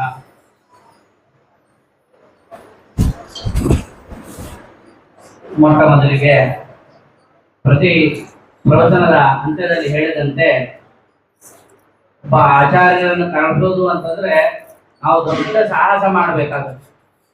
ಅವ್ರೇನೋ ಹೇಳಿದ್ರು, ನೀವು ಫೋನ್ ಮಾಡಿದ್ರಿ ಕೇಳ್ಕೊಂಡ ತಕ್ಷಣ ಬಂದ್ಬಿಟ್ವಿ ಅಂತ. ಒಬ್ಬ ಆಚಾರ್ಯರನ್ನು ವ್ಯವಸ್ಥೆ ಮಾಡ್ಬೇಕಾದ್ರೆ ಒಂದು 4 ಕೆರೆಯ ನೀರನ್ನು ಕುಡಿದಂಗೆ. ಯಾಕಂದ್ರೆ ಅವರು ಹೇಳಿದ್ರು ಹೀಗೆ, ಆನಂದ ತೀರ್ಥ ವಿದ್ಯಾಪೀಠ ಅಂತ ಹುಬ್ಬಳ್ಳಿಯಲ್ಲಿ ನಮ್ಮ ವಿಷ್ಣು ಆಚಾರ್ಯರ ಒಂದು ಪಾಂಡಿತ್ಯವನ್ನು ಕಂಡು ಅಲ್ಲಿರ್ತಕ್ಕಂತಹ ಒಬ್ಬ ಗೃಹಸ್ಥರು ಒಡವಿ ಅವರು ಏನ್ ಮಾಡಿದ್ದಾರೆ ಅಂದ್ರೆ, ನೀವು ಪಾಠ ಪ್ರವಚನ ಅದ್ಭುತವಾಗಿ ಮಾಡ್ತಾ ಇದ್ದೀರಿ ಅಂತ ಹೇಳಿ ಅವರು ಒಂದು ಮನೆಯನ್ನು ಕಟ್ಟಿಸಿ, ಸಂಪೂರ್ಣವಾದ ಮನೆ ವಿದ್ಯಾಪೀಠ ನಡೆಸಿದೆ ಅಂತ ಹೇಳಿ ಅವ್ರಿಗೆ ಕೊಟ್ಬಿಟ್ಟಿದ್ದಾರೆ. ವಿದ್ಯಾಪೀಠ ನಡೆಸಬೇಕು ಅಂತಂದ್ರೆ ಅಖಂಡ ಬರೀ ವಿದ್ಯಾರ್ಥಿಗಳು ಅಲ್ಲಿ ಸಮಗ್ರವಾಗಿರ್ತಕ್ಕಂತಹ ಪಾಠ, ಪ್ರವಚನ, ಧಾರ್ಮಿಕ ಕಾರ್ಯಕ್ರಮ ಇವೆಲ್ಲ ನಡೀತಾ ಇರ್ಬೇಕು. ತಿರುಪತಿಗೆ ನೀವು ಪ್ರವಚನಕ್ಕೆ ಬರ್ರಿ ಅಂದ್ರೆ ಅಲ್ಲಿ ಅಲ್ಲೆಲ್ಲ ಅವ್ರಿಗೆ ಇರ್ತಕ್ಕಂತಹ ಕಾರ್ಯಕಲಾಪ, ಪ್ರತಿನಿತ್ಯವೂ ಕೂಡ ಸುಧಾಪಾಠ, ಪ್ರತಿನಿತ್ಯ ಸರ್ವಮೂಲ ಗ್ರಂಥಗಳ ಪಾಠ. ಮೊನ್ನೆ ಅವ್ರು ಹೇಳ್ತಾ ಇದ್ರು, ಸತ್ಯಧ್ಯಾನರ ಆರಾಧನೆಗೆ ಗೃಹಸ್ಥರು, ಲೌಕಿಕರು, ಶಾಸ್ತ್ರ ಜ್ಞಾನ ಇಲ್ಲದೆ ಇರ್ತಕ್ಕಂಥವ್ರು ಇವರಲ್ಲಿ ಬಂದು ಶಾಸ್ತ್ರ ಕಲಿತು ಸತ್ಯಧ್ಯಾನರ ಪುಣ್ಯತಿಥಿಯ ದಿವಸ ಅನುವಾದವನ್ನು ಮಾಡಿದ್ದಾರೆ. ಅಂತಹ ಬಹಳ ಬ್ಯುಸಿಯಾಗಿರ್ತಕ್ಕಂಥ ಇವರು ತಿರುಪತಿ ಪ್ರವಚನ ಆದ ತಕ್ಷಣ ಇದೊಂದು ಅಹೋಭಾಗ್ಯ ಎಂದು ತಿಳಿದು, ಒಂದು ತಿರುಪತಿ ಬಿಸಿಲುಗಾಲ ನೀವು ನೋಡ್ತಾ ಇದ್ದೀರಿ, ವಾರದಿಂದ ಸೆಕೆ. ಅದರಲ್ಲೂ ಕೂಡ ಸರಿ ವಿಷಯ ದಶಮಸ್ಕಂದ ಕೃಷ್ಣನ ಲೀಲೆಗಳು ಕೇಳೋಣ ಅಂದ್ರೆ ಅದಲ್ಲ, ಪಂಚಮಸ್ಕಂದ ಅಂದ್ರೆ ಈಗ ಹೇಳ್ತಾ ಇದ್ರು ಎಲ್ಲಾರು ಬ್ರಹ್ಮಾಂಡ ನಿಜವಾಗಿ ಎಲ್ಲರೂ ಬ್ರಹ್ಮಾಂಡ ಧ್ಯಾನ ಮಾಡ್ತಾ ಇದ್ರು. ನಿಜವಾಗಿ ಬ್ರಹ್ಮಾಂಡ ಎಷ್ಟು ದೊಡ್ಡದಿದೆ, ಎಷ್ಟು ಯೋಜನೆ ಇದೆ ನಿಜವಾಗಿ. ಯಾಕಂದ್ರೆ ನಿಧಿ ಬರ್ತಾ ಇದೆ, ಯಾರಿಗೆ ಅರ್ಥ ಆಗ್ತಾ ಇಲ್ಲ. ಅವ್ರ ಆಚಾರ್ಯನ ಸಂಗ್ರಹ ಮಾಡಿಕೊಂಡು ಬರ್ಕೊಂಡು ಬಹಳ ಕಷ್ಟಪಟ್ಟು ನಿನ್ನಿಂದ ಎಲ್ಲ ಮಾಡ್ಕೊಂಡು ಬಂದಿದ್ದಾರೆ. ಅಂದ್ರೆ ಹೇಳೋ ತಾತ್ಪರ್ಯ, ನಾನು ಯಾರನ್ನೂ ಅಂತ ಇಲ್ಲ, ಕಠಿಣವಾದ ವಿಷಯವನ್ನು ಜನರಿಗೆ ತಿಳಿದುಕೊಳ್ಬೇಕು, ಸರಳವಾಗಿ ತಿಳಿದುಕೊಳ್ಳಬೇಕು ಅಂತನೋ ಉದ್ದೇಶದಿಂದ ಸಂಗ್ರಹ ಮಾಡಿಕೊಂಡು ಬಂದಿದ್ದಾರೆ. ಅಂದವರಿಗೆ ತಿರುಪತಿಯ ಜನಾಂಗದ ವತಿಯಿಂದ, ವಿಶ್ವಮಧ್ವ ಪರಿಷತ್ ಉತ್ತರಾದಿ ಮಠದ ವತಿಯಿಂದ ಅವರಿಗೆ ಅನೇಕ ನಮಸ್ಕಾರ ಪೂರ್ವಕ ಕೃತಜ್ಞತೆಗಳನ್ನು ಅವರಿಗೆ ಸಲ್ಲಿಸುತ್ತಾ, ಆಧಾರದಲ್ಲಿ ನ್ಯೂನತೆ ಹೇಳಿದ್ರಲ್ಲ, ಪ್ರವಚನ ಬಹಳ ಮಿಸ್ ಮಾಡ್ಕೊಂಡಿದ್ದಾರೆ, ಅವರಿಂದ ಕ್ಷಮಾಪಣೆಗಳನ್ನು ಕೇಳ್ಕೊಳ್ತಾ, ಮತ್ತೆ ಹೀಗೆ ನೀವು ಬಂದು ಇನ್ನ ಹೆಚ್ಚಿನ ಪುರಾಣಗಳ ಒಂದು ಕಾರ್ಯಕ್ರಮವನ್ನು ಮಾಡಿಕೊಟ್ಟು ಶ್ರೀಮದ್ ಮಧ್ವಾಚಾರ್ಯರ ಸಿದ್ಧಾಂತವನ್ನು ಉಪದೇಶ ಮಾಡಬೇಕು ಎಂಬುದಾಗಿ ಅವರಲ್ಲಿ ಪ್ರಾರ್ಥನೆ ಮಾಡ್ತಾ, ಮುಖ್ಯವಾಗಿ ಯೋಜಕರು ಹೇಳಿದ್ದೇನೆ ಇಷ್ಟಕ್ಕನ್ನ ಮುಂಚೆ, ನಾವು ತಂದೆ ತಾಯಿಗಳಿಗೆ, ಮಾತಾಪಿತೃಗಳಿಗೆ ಶ್ರಾದ್ದವನ್ನು ಮಾಡ್ತೇವೆ. ಈಗೆಲ್ಲ ಬಹಳ ಸರಳ ಆಗಿಬಿಟ್ಟಿದೆ. ಶ್ರಾದ್ದ ಅಂದ್ರೆ ಒಂದು ಕಾಲದಲ್ಲಿ ಒಂದು ವರ್ಷದಿಂದ ಅದರ ಸಂಗ್ರಹವನ್ನು ಮಾಡೋದು, ಶ್ರಾದ್ದಕ್ಕೆ ಬೇಕಾಗಿರ್ತಕ್ಕಂತಹ ಪದಾರ್ಥಗಳ ಸಂಗ್ರಹ ಅದೆಲ್ಲ ಮಾಡಿಕೊಂಡು ಶುದ್ಧವಾದ ರೀತಿಯಲ್ಲಿ ಶ್ರಾದ್ದಾದಿಗಳನ್ನು ಮಾಡುವುದು ನಿಮ್ಮ ಮನೆಯಲ್ಲೆಲ್ಲ ಕಂಡಿದ್ದೀರಿ. ಆದರೆ ಈಗ ಅನಿವಾರ್ಯ ಕಾರಣಗಳಿಂದ ಮನೆಯಲ್ಲಿ ಯಾವುದೂ ವ್ಯವಸ್ಥೆ ಆಗೋದಿಲ್ಲ ಅಂತ ಕಾರಣದಿಂದ ಮಠ ಅಂತ ಮಾಡಿ ಮಠದಲ್ಲಿ ಶ್ರಾದ್ದ ಮಾಡ್ತೇವೆ. ಶ್ರಾದ್ದ ಹೇಗೆ ಮಾಡೋದಂದ್ರೆ 300 ರೂಪಾಯಿ ಪ್ರಹ್ಲಾದಾಚಾರ್ಯರಿಗೆ ಕಟ್ಟಿಬಿಟ್ರೆ ಸಾಕು, ಶ್ರಾದ್ದ ಮುಗಿದೋಗತ್ತೆ ಅಂತ ನಾವು ತಿಳ್ಕೊಂಡಿದ್ದೀವಿ. ನಿಜವಾಗಿಯೂ ಕೂಡ ಅದು ಶ್ರಾದ್ದ ಅಲ್ಲ, ಶ್ರದ್ಧೆಯಿಂದ ಮಾಡಬೇಕು. ಶ್ರದ್ಧೆಯಿಂದ ಮಾಡುವುದು ಹೇಗೆ? ಪಿತೃಗಳಿಗೆ ನಾವೇನೋ ಪಿಂಡದಾನವನ್ನು ಮಾಡ್ತೇವೆ, ದಕ್ಷಿಣೆಯನ್ನು ಹಾಕ್ತೇವೆ, ಬ್ರಾಹ್ಮಣರನ್ನು ಕರೆಸಿ ಊಟಕ್ಕೆ ಹಾಕ್ತೇವೆ ಅಂದ್ರೆ ಅದಕ್ಕೂ ಪುಣ್ಯ ಇದೆ, ಪಿತೃಗಳು ಅದರಿಂದ ತೃಪ್ತರಾಗ್ತಾರೆ. ಆದರೆ ಮುಖ್ಯವಾಗಿ ನಿಜವಾಗಿ ತೃಪ್ತಿ ಆಗೋದು ಜ್ಞಾನ ಕಾರ್ಯದಿಂದ ತೃಪ್ತರಾಗ್ತಾರೆ. ಆ ಜ್ಞಾನ ಕಾರ್ಯವನ್ನು ನಮ್ಮ ಇವತ್ತು ರಾಜ ಅವರು ಅವರ ತಂದೆಯ ಒಂದು ವರ್ಷಾಬ್ದಿ